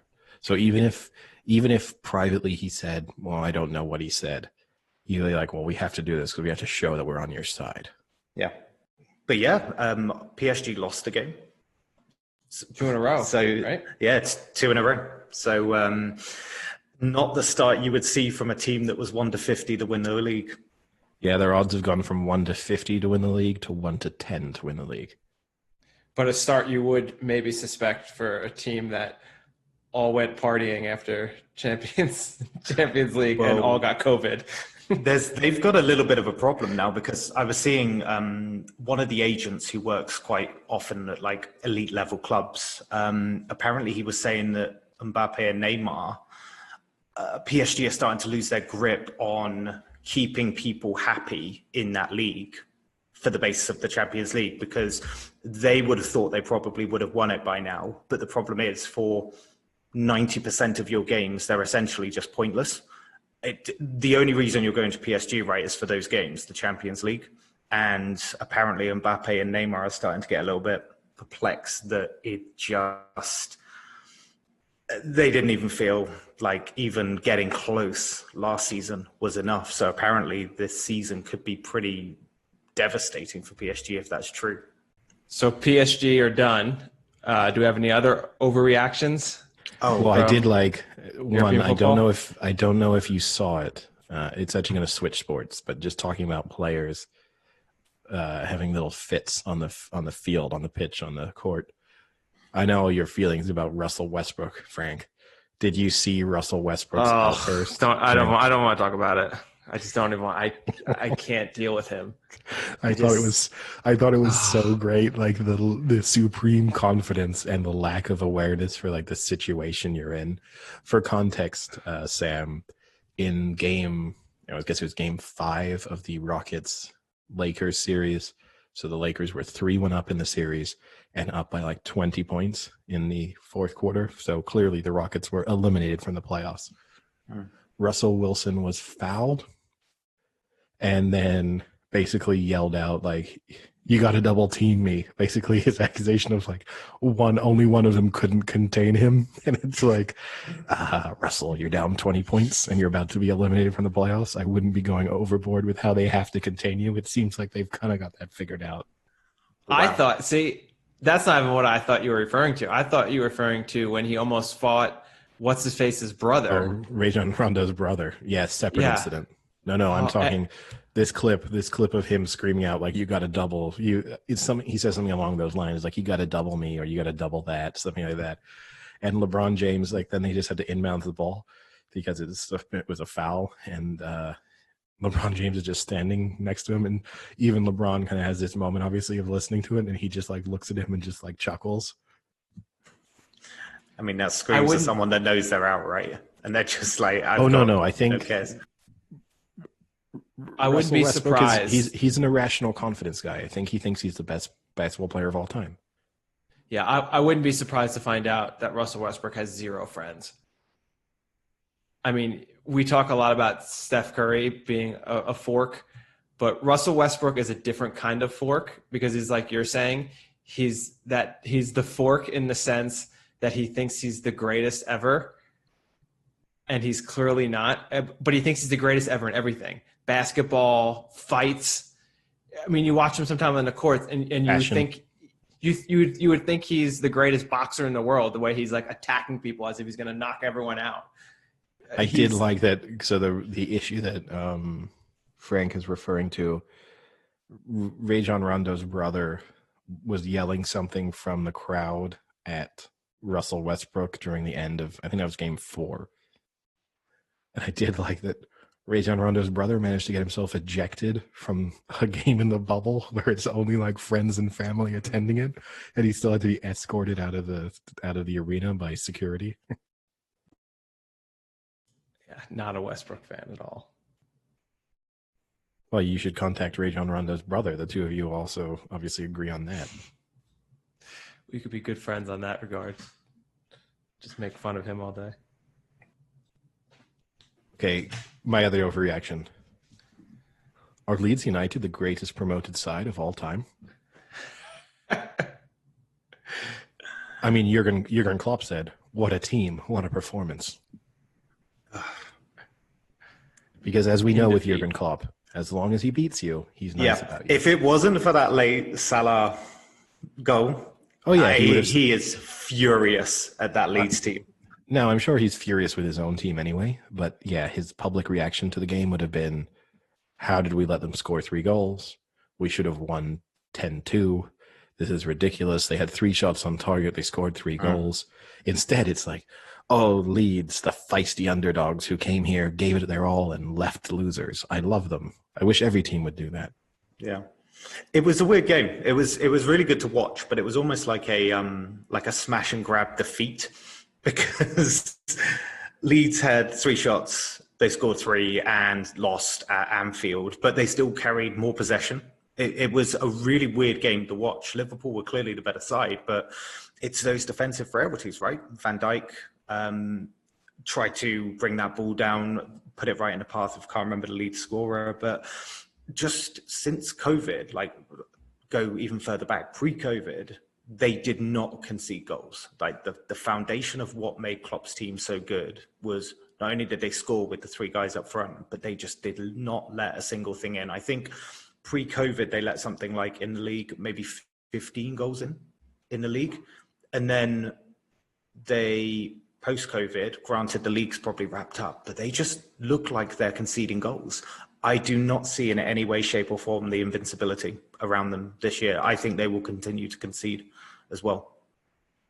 Yeah, I mean, we spoke about this obviously privately after the match. To me, I am predicting City to win the league, and one of my bold predictions was Liverpool to finish third. In a way, this match reassured me, or sort of made me feel more confident in those predictions. At the same time, what Liverpool have been so good at over the last 2 seasons is winning matches, at the death, or winning matches that they didn't look like they were going to win. And this is just another instance of them doing that. And my feeling is if that had been City playing against Leeds, it would have finished 3-3, or maybe even City would have given away a goal in the final 2 minutes and lost 4-3. And so there's part of me that thinks that I have confidence in my prediction that Liverpool won't have 90 points plus again. But then at the same time, that was maybe as bad as they could look defensively, and they still won. They also had chance. I mean, they looked as if they could have sort of scored at will in many ways. Like there was a 20 to 30 minute period within that match. Whenever they got the ball, they were suddenly 3-on-3 and looked like they could have just scored. And I don't know. I guess I'm encouraged, but also equally discouraged. It's sort of a weird takeaway from the match. It was a good open game. I mean, I was genuinely upset that my score draw prediction didn't come in, because that would have been a nice one. But what I liked about Leeds, I tipped them up to be not only safe, but actually do a lot of damage in this league this year. What I think looked good from them is just how kind of dynamic their play was. Like they had no problem trying to press Liverpool, even though, as you say, Liverpool at points, honestly, were just going around them and could have scored at will quite a few times. But they had good deliveries over the back of Van Dijk and that. They played down the wings really well. They passed it around the middle well. They held the ball well. I just think they looked a really dynamic side. And I think actually Leeds can win in many ways this year. I think they can grind out wins. I can think they can win with flair. I can think they can beat the bigger teams with kind of a high press game. I can see them doing quite well. But yeah, that was probably the game of the Premier League weekend, right? Well, you know what I didn't like? Just to touch on, you give a bit of optimism for Leeds. I didn't like the fact that they didn't look like they could defend. And history would tell you that teams that are promoted sides that can't defend don't stay up. I mean, it's all well and good having good intentions going forward and being adventurous. That's Norwich. Norwich went down. Teams that are solid and know how to defend, that's Sheffield United, and they stay up. And so there's something admirable about going to Anfield. And look, you can't read too much into it because it's a game they would have expected 0 points from. And the fact that they have any positives to take away from it is probably a good sign. But the fact that time and time again, they lost, they had no shape at the back. And as soon as they gave the ball away, Liverpool had opportunities to score, and not through good play by Liverpool. It was literally lost the ball in midfield. 3v3 now. If they do that week in, week out in the Premier League, they are going to get torn apart by sides far worse than Liverpool. I mean, most people were getting pumped by Liverpool over the last 18 months, right? No, but you see my point, though. Liverpool weren't carving out opportunities by playing well. They literally were carving out opportunities by just getting the ball.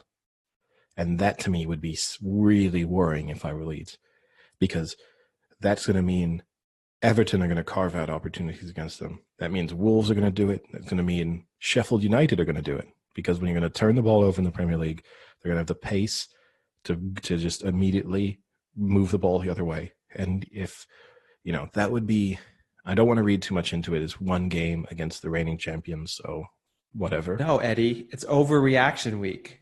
Read too much into it. Leeds are not picking up a single point this year. Okay, nice.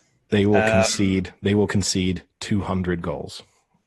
Okay, I'm going on to overreaction. Spurs are getting relegated. Come on. Even by the concept of this shtick, it's bad. Like, the thing with that game, though, I don't know if you watched it at all, but the thing with that game was it kind of showed exactly what Mourinho needs was what Everton did this summer, or, well, this kind of shortened transfer window, whatever it is now, is that Everton signed like good attacking midfielder lineups that also do a lot of tracking back. They also contribute a lot in terms of like going forward as well. So like Rodriguez and Allen, and can't pronounce the other guy's name. It's like Duamembe, I think, or something like that. They all contributed really well. They were tracking back. It's not racist. I guess the name. Like, you whispered it. Yeah. Did I refuse say his name, Sam? But yeah, I think that was the thing. Everton looked a lot more active against Spurs, and it was what Spurs looked like 3 years ago, when you had like Son, Ali, and Kane all firing. You had people that were scoring goals, they were assisting, they were tracking back, they were doing really good things. And then I think now you've got this Everton team with those weapons, and I think it made it look like it was really lacking in the Spurs team. From that performance, if Kane doesn't score, Spurs don't win or score. Like it's I think that's Spurs' big problem at the moment. No one else scores for them. I'll give you my hot take, and maybe slight overreaction, but if anything, it's really kind of just a conspiracy theory. I think Mourinho intentionally didn't play his best team in that match because he wants players brought in. And I think he knows that they need to get off to a slow start if he's going to convince Daniel Levy that they need to spend money. Levy gets no money out anyway. Like, I don't think playing badly is going to change Levy's perspective. No, I don't. He's got a stadium to pay off. I think he's trying to show the limitations of that squad. I honestly, part of me is this, and England are doing it too, right? But why else is he playing Eric Dyer? You really do not like Eric Dyer. No, I mean, the only reason why Eric Dyer is starting matches is because Mourinho's trying to throw them. This is the only theory I can come to, like the only conclusion I can come to. Otherwise, it's as if Mourinho's drawing, this like mastermind tactician, right? The special one, the guy who, conquered Europe with small teams and who, dominated English football for years. He's sitting somewhere in his office and he's thinking, how can I get this Spurs team to really tick? I know what I'm going to do. I'm going to play a midfielder who can't really pass the ball, who has no mobility. And then I'm going to put him in the back four, even though he can't really defend and can't really tackle. And if I do this, I think people aren't realizing the brilliance of Eric Dyer.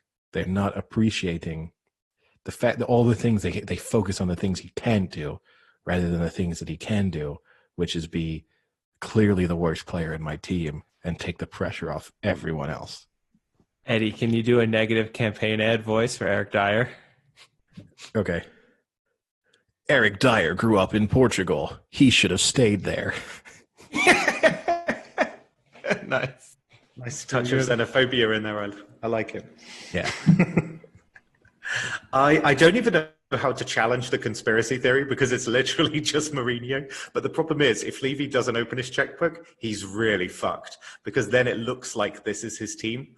And then he has to somehow keep going with his own lie and be like, oh, well, I need them to think that I have a plan. And seemingly when I was playing Eric Dyer, that was the plan. So now I'm kind of screwed for 12 months.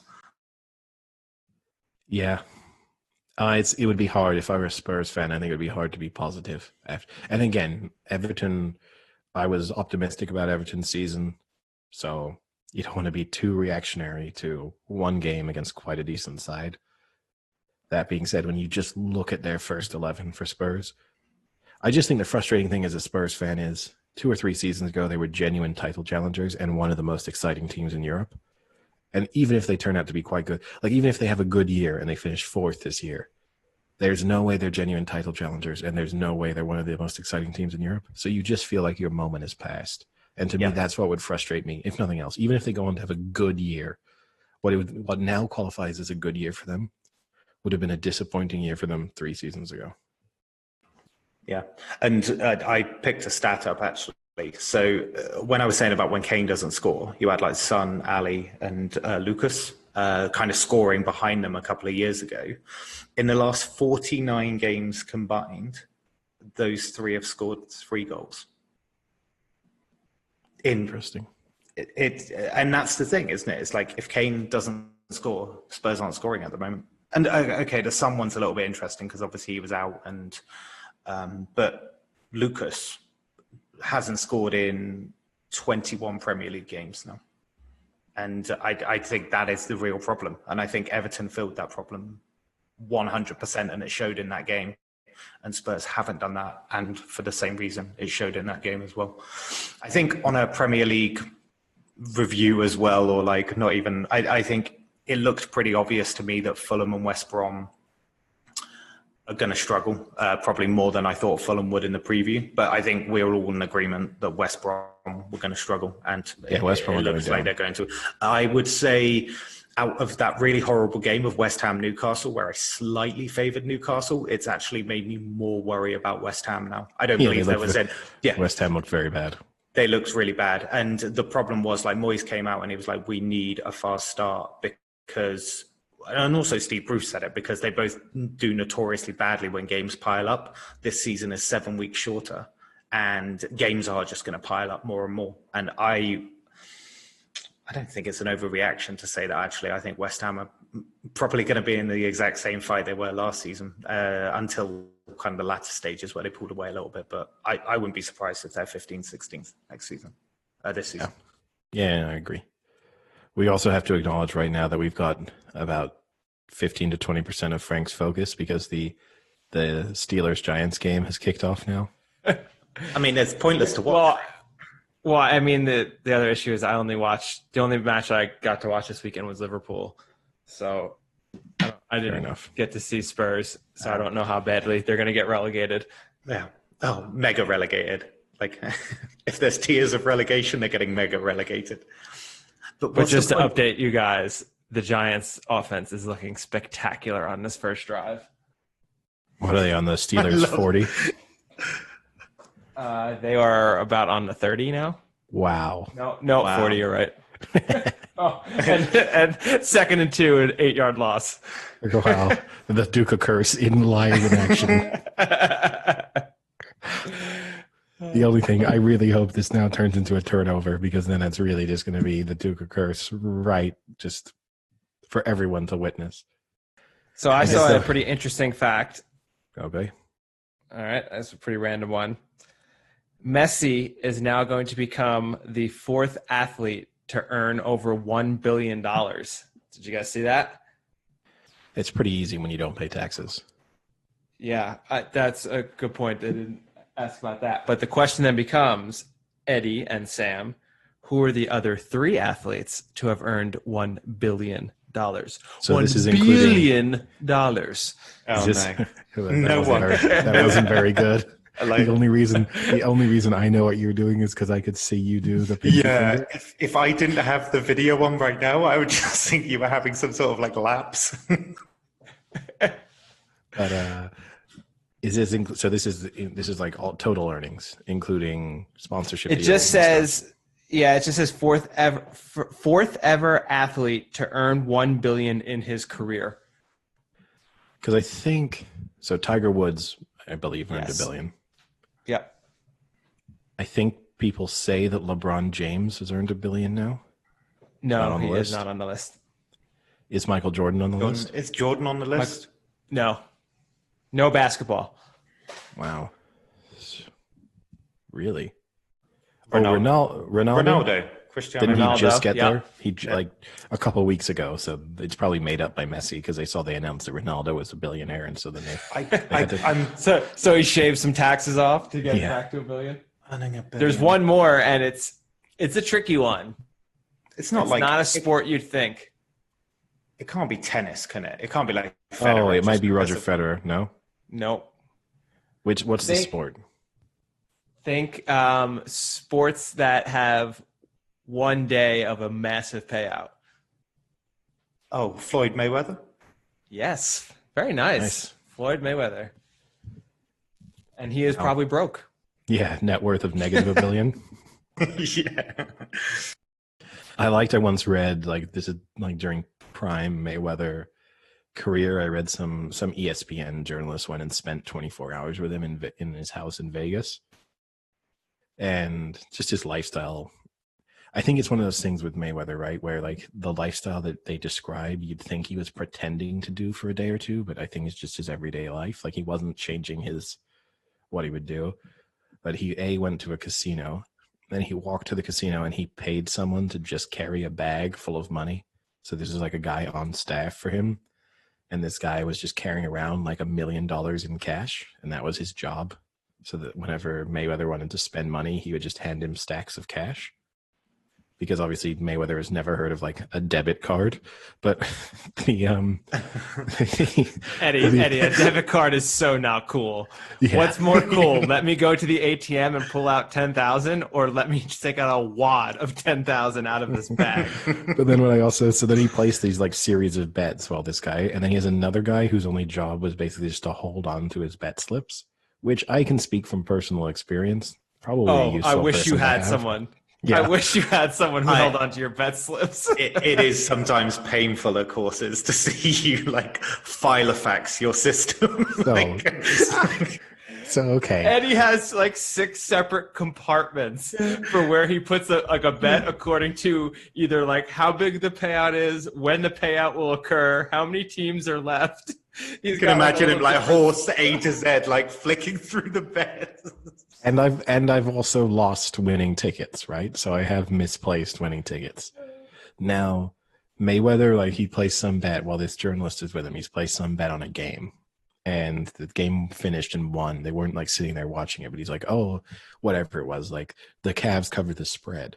And then he was like to this guy, like, oh, get out that ticket for the Cavs ticket. And the guy couldn't find it. He was just like, I must have lost it. I must have dropped it somewhere.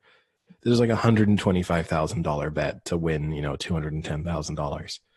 And Mayweather was just like, oh well, I guess it happens sometimes. I guess I just lost it.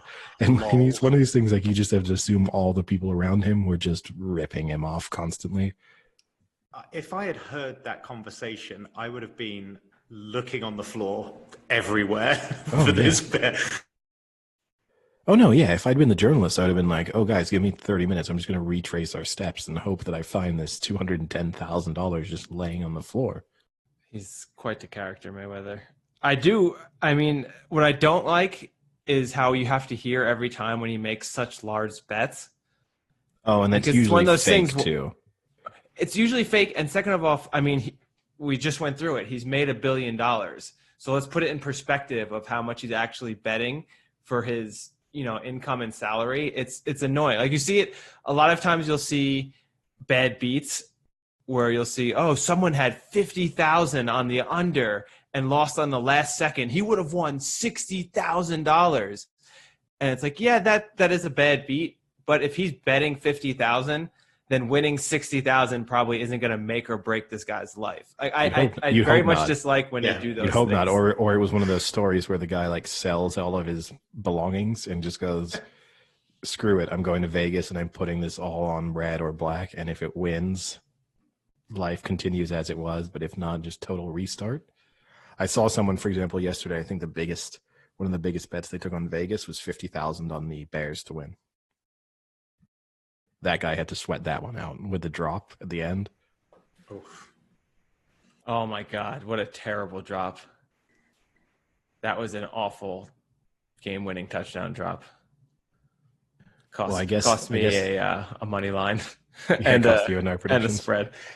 But I guess while we're then talking about predictions, maybe with the U.S. Open coming up, we can quickly give our tips or predictions. Eddie, now you have to specify this is the golf one because the tennis U.S. Open just finished. And your adopted son had one of the most impressive falls out of victory I've ever seen in the few years I've been watching tennis. Do you want to give us a little synopsis? So do you want to so obviously, my tip a couple of weeks ago, like as we were previewing the U.S. Open in tennis, was don't bet on Zverev to win the U.S. Open. There's no way he wins it, and he doesn't have the sort of mental fortitude necessary to do it. Midway through the match yesterday, I mean, I said it to both of you. Finals. This is the finals. Yeah, the final. He was 2 sets to love up, and then he went a breakup in the third set. And I said to you guys when it looked like he was going to win the second set, when he was 2 breaks up in the second set, it looks like my Zverev prediction is wrong. And I found it funny that after years of having faith in him, the time he was finally going to win was right after I got to sort of publicly pronounce that Zverev definitely wouldn't win. And then he just sort of did what Zverev does, which was implode, mentally lose the plot. And then he has to be given credit, right? We didn't also get to address. He came back from 2 sets down in the semifinal. So he'd just come back from 2 sets down. And then, we posted that up on our Instagram. It was almost a direct time when you had posted in our chat that this is why you don't bet on him and this is why you're so disappointed. And then he instantly turned it around as if he heard you and said, oh no, my adopted father. Well, I guess he didn't adopt you as his father, but you adopted him as his son. He wants nothing to do with you as a father. No, but and I mean, it was kind of an epic U.S. Open final. Now, here's the thing is, it isn't really an epic U.S. Open final because this was the 5th consecutive men's U.S. Open final to go to 5 sets. So it's kind of just becoming a trend. But obviously from team's perspective, to come from 2 sets and a breakdown to win is pretty impressive. But it got to a point in the 5th set where it looked like neither one of them really wanted to win it. Like they both broke each other in the 5th. Team served for the match was broken. Then they went into the tiebreak. Zverev went up in the tiebreak, then blew it. It kind of just had this overall feeling of like the only way, and it ended on an unforced error. I mean, the only way either one of them was going to win it was just because of a series of mistakes from the other one. Team was cramping. They were gassed. I mean, they were exhausted, and team looked in worse shape than Zverev. I mean, he was struggling. I didn't think he was going to finish at points.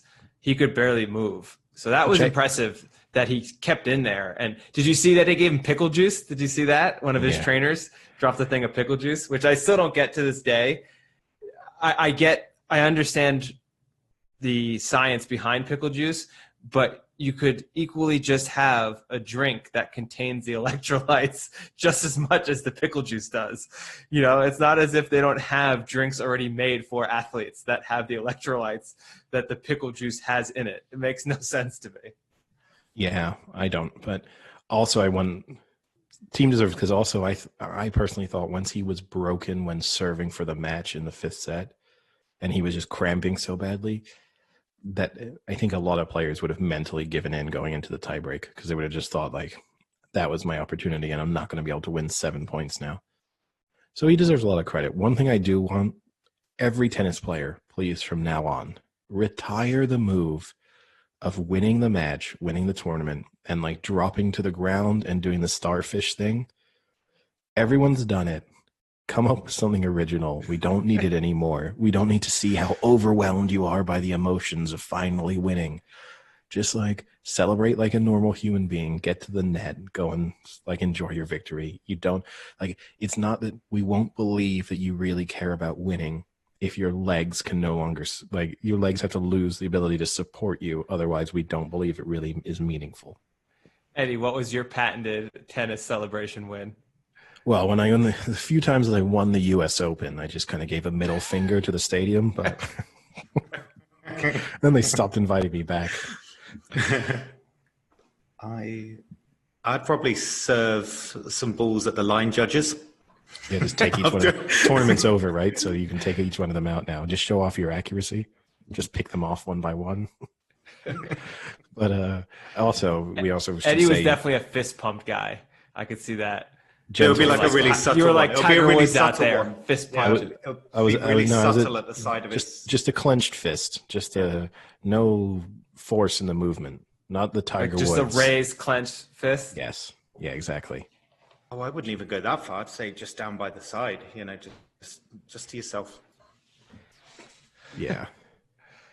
Yeah, I had some embarrassing moments sometimes on the tennis court with celebrations, but I was a teenager and I got to learn from them and I wouldn't do them again. You also had just some embarrassing moments in the tennis court in general that we can get to one day. That's true. We can get to your Royal Tenenbaums. Yeah, that topic will come up. Wow. My final. Yeah, that.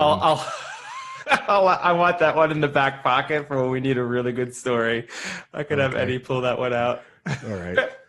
And I guess we should also recognize that Osaka won the women's final.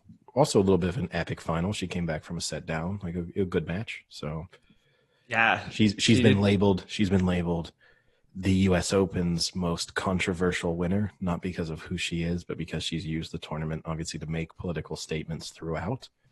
And I saw her boyfriend or whoever it is who was in the stands was wearing a T-shirt that said "defund the police" on it and stuff like that. So, yeah, supposedly he, not being credited with, but he's gotten her to open up more and be more vocal and be more active, and that's fine. The only issue I had was after the tournament, they had pictures of Osaka and him and the cup that she won, and of course his picture is just him with the middle finger.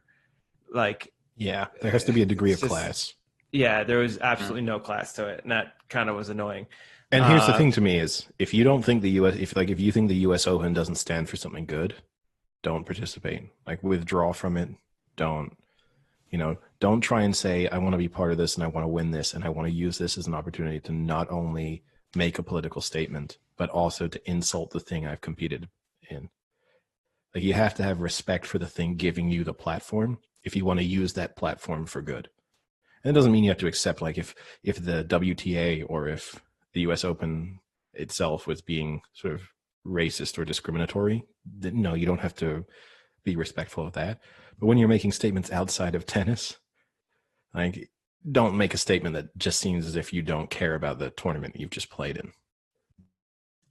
Yeah, I agree. And I thought that was a better final actually than the men's, even though I guess the men's was a little more dramatic of a comeback, because I thought higher quality. I thought she was done after that first set that she lost, and then she just instantly turned it around and then was on her A game. She dominated that third set. It was fun to watch. That was a good match. Yeah, and similarly, along with Osaka, Lewis Hamilton has also got himself into a little bit of trouble for a T-shirt that he wore. Yeah, they're reviewing it now, aren't they? The FIA. Yeah. So did you see that, Frank? I saw headlines about it, but I didn't look too much into it because, I mean, obviously, it's not a huge thing here, Formula One. So yeah, I mean that's the thing, right? But yeah, he wore a T-shirt saying. I mean, I would start off by saying I don't think most people even know Lewis Hamilton is black, right? In the U.S. Yeah. I mean, he's mixed, I think, isn't he? But yeah, not that doesn't make him not black, but yeah, no. I think Lewis Hamilton though is one of those people who's a lot more famous than you think he is. Really? Yeah, I think even within the U.S., I think he's more well known than you would think. Do you know Michael Schumacher? Yeah.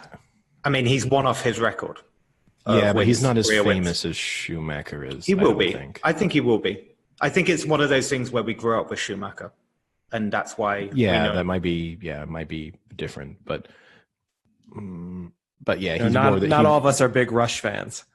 Yeah, he wore a T-shirt that said "Arrest the cops who killed Breonna Taylor," and the FIA, which is the governing body of Formula One, is looking into it just because they don't allow athletes and participants to make political statements during events.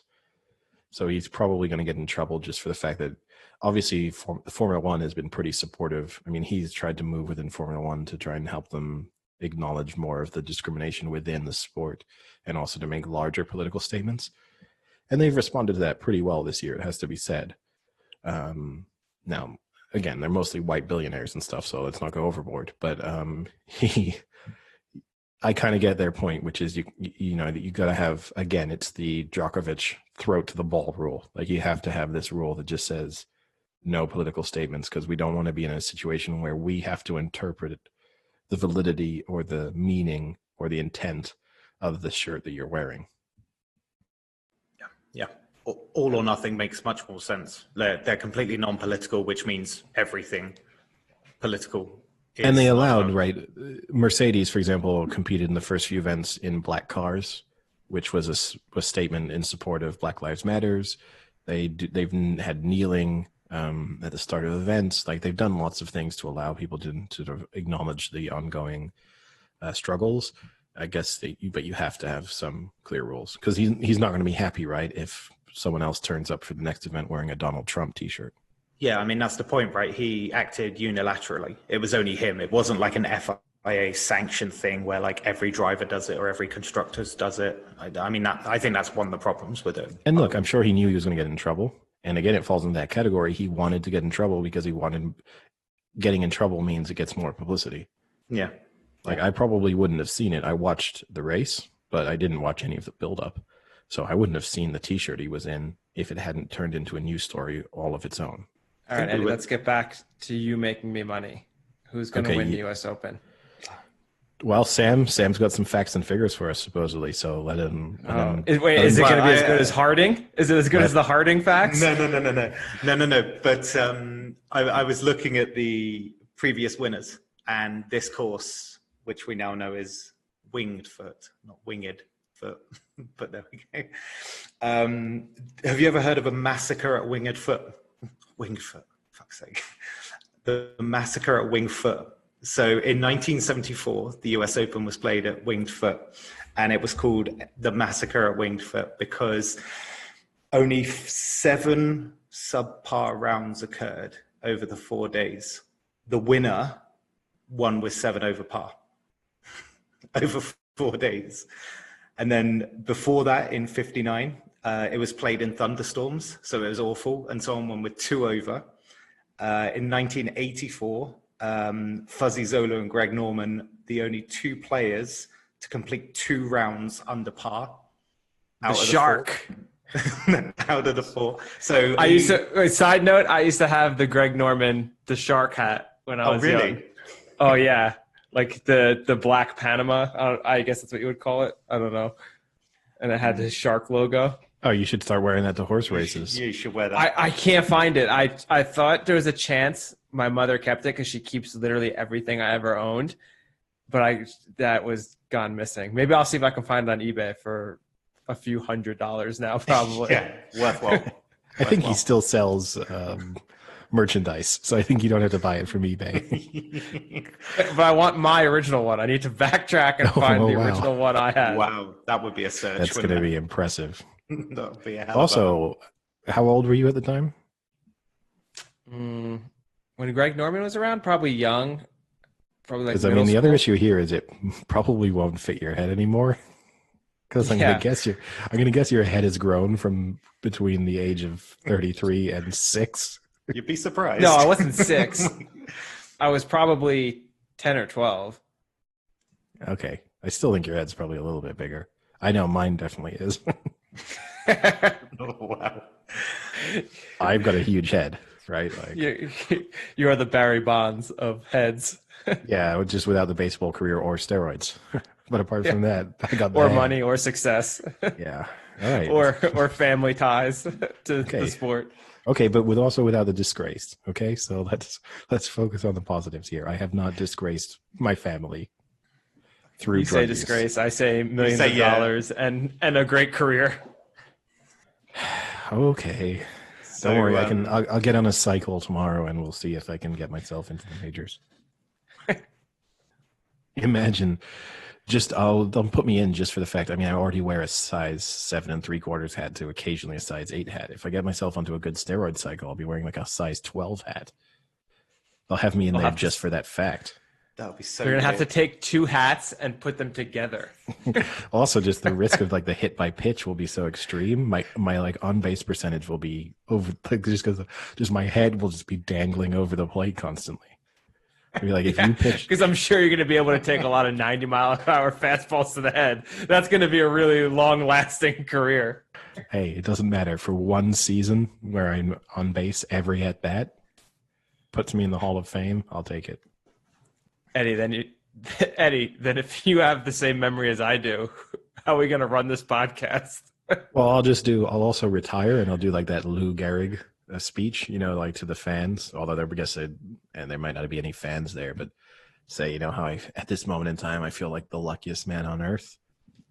But then forget what I'm supposed to say and then just mumble and walk off in the wrong direction. Almost like So what else we got about Winged Foot?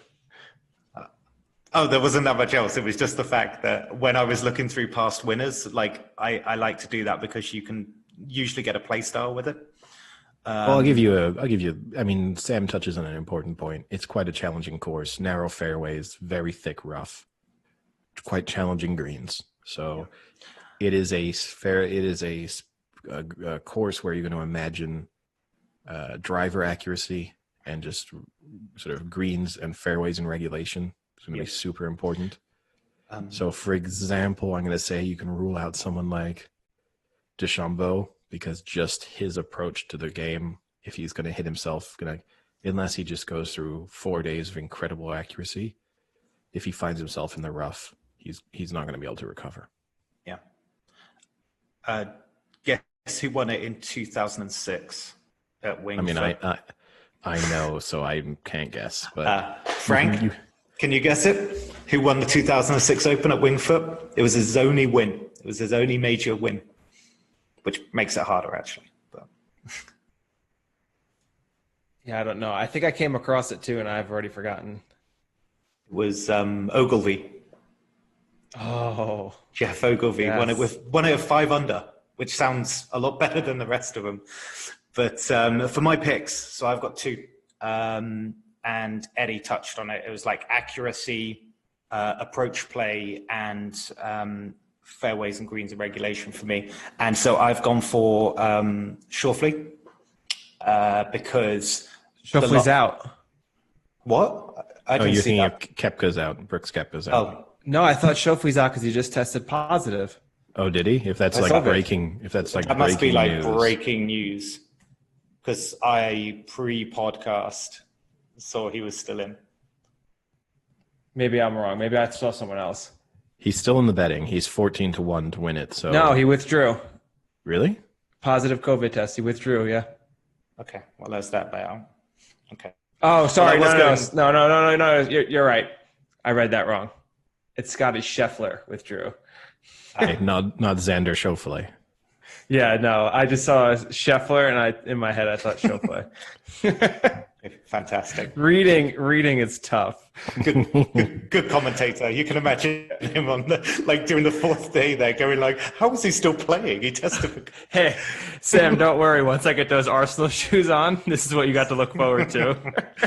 So my pick was Schauffele because last 2 or 3 US Opens, he's finished in like the top 5 or 6, but also recently he's really consistent, really accurate, and always getting pretty good scores. So I'll go with Schauffele. And the other one was a little bit harder, but was Jason Day because he's played a bit poorly since, what was it, like the 6th place in the PGA? Or can't remember. It was either the Tour or the PGA. I can't remember which one. But he's played a bit poorly since then. But if there's one guy that is really good for like high drives, and the fact that these narrow fairways going to help him, and approach play on his day, really good. I think you can pick up Jason Day at the moment about 35. So, yeah, I'm going with those 2. Yeah, Schauffele makes a lot of sense to me. Obviously, he finished 2nd in the Tour Championship a couple weeks ago, so he's obviously in good form. And I guess he must have had the lowest score over the course of the 4 days because of the handicap system. I'm assuming. The interesting thing, right, is that there's recently been a lot of first-time winners. So Schauffele falls into that category. So an interesting one from that perspective. Because 13 of the last 18 majors have been won by a first-time winner. So it's not one of those where it's just worth backing like a guy who's been there and done that. You can be a little bit more creative. It's a challenging one from the perspective that you have to assume that Dustin Johnson deserves to be favorite because he's been first or second in all of the tournaments he's played recently. So not picking Dustin Johnson, I mean, he's 8-1, I think, or 9-1. Not picking Dustin Johnson in a way is bold, but it's also challenging to pick. Like it's doesn't seem wise to me to pick someone at 8 or 9-1 going into a very different, like very difficult, challenging course. Yeah. So my pick is going to be Tommy Fleetwood, who I think has been like there or thereabouts in a lot of tournaments, and it's just a matter of time till he wins. He's pretty accurate off the tee. He's a good putter. So I think 28-1 Tommy Fleetwood, decent each way chance, and I'll make Tommy Fleetwood my tip. I do like Schauffele, though. I would have considered him. But yeah, I think there's really good value in Tommy Fleetwood at 28-1. I kind of agree with the Dustin Johnson thing. I mean, it's tough to get away from him, but I think I would prefer Justin Thomas if I had to choose between those two. I think he'd be a pretty safe bet. But again, I think he's second favored, so there's probably not much value there.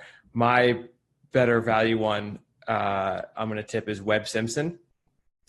So like Sam brought in, this is going to be a course where the main thing you want to do is avoid bogeys. And he actually leads the tour this year in bogey avoidance. So he's really good at playing just solid par rounds, kind of getting up and down when you need to. And he's up in the top in a lot of the categories for putting. And I think that's always in a major, I hate to back a person who just misses those putts all the time and ruins the tournament because they just can't hit that 6-footer to make the par or hit the 14-footer for the birdie when they really need it, and his putting is up there in the tour. So I think that's a plus. But just being able to have that bogey avoidance and playing solid, consistent rounds. So Webb Simpson, I think, is about 25-1. So that would be my pick if I had one. And then obviously I think Justin Thomas is a good one, but that's not much of a tip. So yeah, he's third. He's third favorite, I think, Thomas, because I think John Rahm's second favorite. So actually, Justin Thomas. There's a little bit of value in Justin Thomas. Okay. So, did no one want Phil Mickelson? Did you hear his interview? No. Feels better. I mean, he had a huge breakdown right the last time I was there. So what was it? The recent one, the Safeway, was it that Mickelson was at? And obviously they were interviewing him, and they were like, "Oh, Mickelson, it's been a bit." Yeah, he had a big breakdown with the Open, and obviously has won the ones he's never won. But the US Open. But they interviewed him after this, and he was like, "I don't think I have ever played or felt worse than I do right now on the golf course." And so obviously they say like, okay, so we're going into, the US Open. What do you think your chances of winning are? He just went, no, just stop there. Well, in case the man himself doesn't put you off, Phil Mickelson is 100-1 to win the US Open. Now, if you want to know something really, really crazy, I hope he misses the cut. Do you know who else is 100-1? Jordan Spieth. Wow. That would have been fall from grace. That would have been a bold prediction 3 or 4 years ago to think that Jordan Spieth was going to be 100-1 going into a US Open. It wouldn't have been a bold prediction that the Cleveland Browns lose their opening game. even 4, 8, 10, 12 years ago, that wouldn't have been a bold prediction. And I'll also just say because I'm tipping him as my outsider going into basically every tournament. Brendan Todd is 90-1. There's a good chance he's there or thereabouts after a round or two. And I will say, when you look back historically through the US Open, right? Because as Sam touched on, there are a lot of higher scoring, I guess, events. It is one of those ones where if after 1 or 2 rounds you're in the mix, that's probably where the winner comes from. Like most of the time, if you're not in the top 5 or 6 after the second round, it's unlikely that you come from significantly off the pace. What about Morikawa? Any chance? In a way, on paper, it seems like a course that kind of suits him because he's so accurate with his approach play and his irons. And overall, he's, he doesn't have a weakness in his game. at the same time, I kind of feel like he's sort of taken a break in a way since winning the Peach. Like, and He's just I been can kind of partying. He well, I looks can like the kind of guy, see. right? Who's just Yeah. partying in Ibiza. Now maybe he bounces back. Maybe he's kind of mentally was like, okay, I've won this. Now the next goal is the U.S. Open because he wasn't really in the mix for the FedEx, like for the Tour Championship. But yeah, I don't know. I'd want to see. I also always think the likelihood of someone winning two like consecutive majors, it kind of puts me off, even though there's no reason why winning the previous one should make you less likely to win the next one. In my mind, I kind of think it seems, although obviously like Koepka has had a habit of doing that, and before that, like Spieth did it, Tiger Woods did it, Rory did it, but I just kind of think it seems less likely. So I'd rather look at someone else. And there's a number of other players, right, who are in good form. I mean, Sam touched on Jason Day. I think Tony Finau has been playing pretty well, even if Frank hates him. Daniel Berger's been playing really well. Hideki Matsuyama has been playing really well. There's a lot of players who you'd say who I'd probably pick before I took Morikawa. Oh, and also I said Ogilvy won with 5 under. He actually won with 5 over. You're close. Yeah. Just a You complete got the swing. number. Yeah, I got the number right. How's that Giants offense looking, Frank? Oh, pretty electric.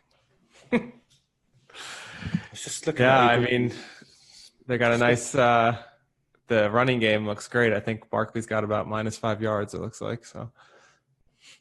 From what I can tell, watching it in the reflection off of the computer. Yeah, I might have a better view of your own TV from here than you do. Yeah. It's a nice TV though, right? Yeah, I 65 guess. inch. Yeah, not bad. What you can't tell is that's actually 150 feet back from where I'm sitting right now. That's how big it is. But you've already told us how big it is. Yeah. I blew it. Yeah. But yeah, I'm gonna get ready. Make some. I'm actually not jokingly. I'm gonna make some nachos for a little appetizer. I got about 6 pounds of pulled pork left from yesterday. Dear God. Yeah, it took 10.5 hours to smoke a pork shoulder. It was, I guess, euphemism. bigger than I thought it was. Yeah, that's what he says to those teenage boys. Yeah. You want to come watch me smoke a big pork shoulder? No, then I would just get the pork butt. Definitely getting the explicit rating on this podcast. Oh, I just put that on everyone. Unfortunately, Sam, I haven't managed to make a joke about you. So the run may have come to an end. All right, that's all we got time for. Yeah. Yeah, anything else we want to cover before we get into? So on Thursday, obviously, we'll go through our week 1 bets and see how we all did after the Monday Night Football concludes, which is nice. Got 2 Monday Night Football games today, which is cool. Yeah. Catch up on the squid. And the Giants just scored a nice touchdown pass from Daniel Dimes Jones. I look forward to this aging terribly when the score comes in. Yeah. Let's everyone time that optimism, right? Yeah, we'll cut it here. We'll cut it here. 10-3. That's 10-3 Giants, so we can see how that score ends up. So hopefully if the Giants hold up, I'll be catching up to you guys in our week 1 predictions, and we'll go through our week 1 bet of the weeks, and then we can give week 2 and build off our momentum. Because spoiler alert, we actually all did pretty well for week 1. So pretty well might be might be an overstatement. I think Sam did pretty well, and I did okay. I'll say none of us did really poorly. Okay, yeah, we'll do that. That's a better way to put it. Exactly. That's what you wanted, tipsters. That's what our. Week 1 is always tough, though. Week 1 in the NFL, I feel, is so tough. Not that tough for me. Yeah, well, sort of tough. But if you followed us, you would have lost your shirt, but not your house. That's all you can ask for when you gamble, is to slowly lose all of your belongings in a year-long Just trajectory. bleed out gradually. Yeah. That's what you want. Yeah. Just feel just the joy and happiness and the lifeblood of your existence just slowly drain away. And every once in a while, you get a free Dunkin' Donuts coffee. Yeah, exactly. Just to pump a little bit more liquid into you, not so that you actually can recover, but just so that the agony can go for that little bit longer. And on that morbid note. Yeah. Until next time. Talk to See you ya. boys later. Cheerio.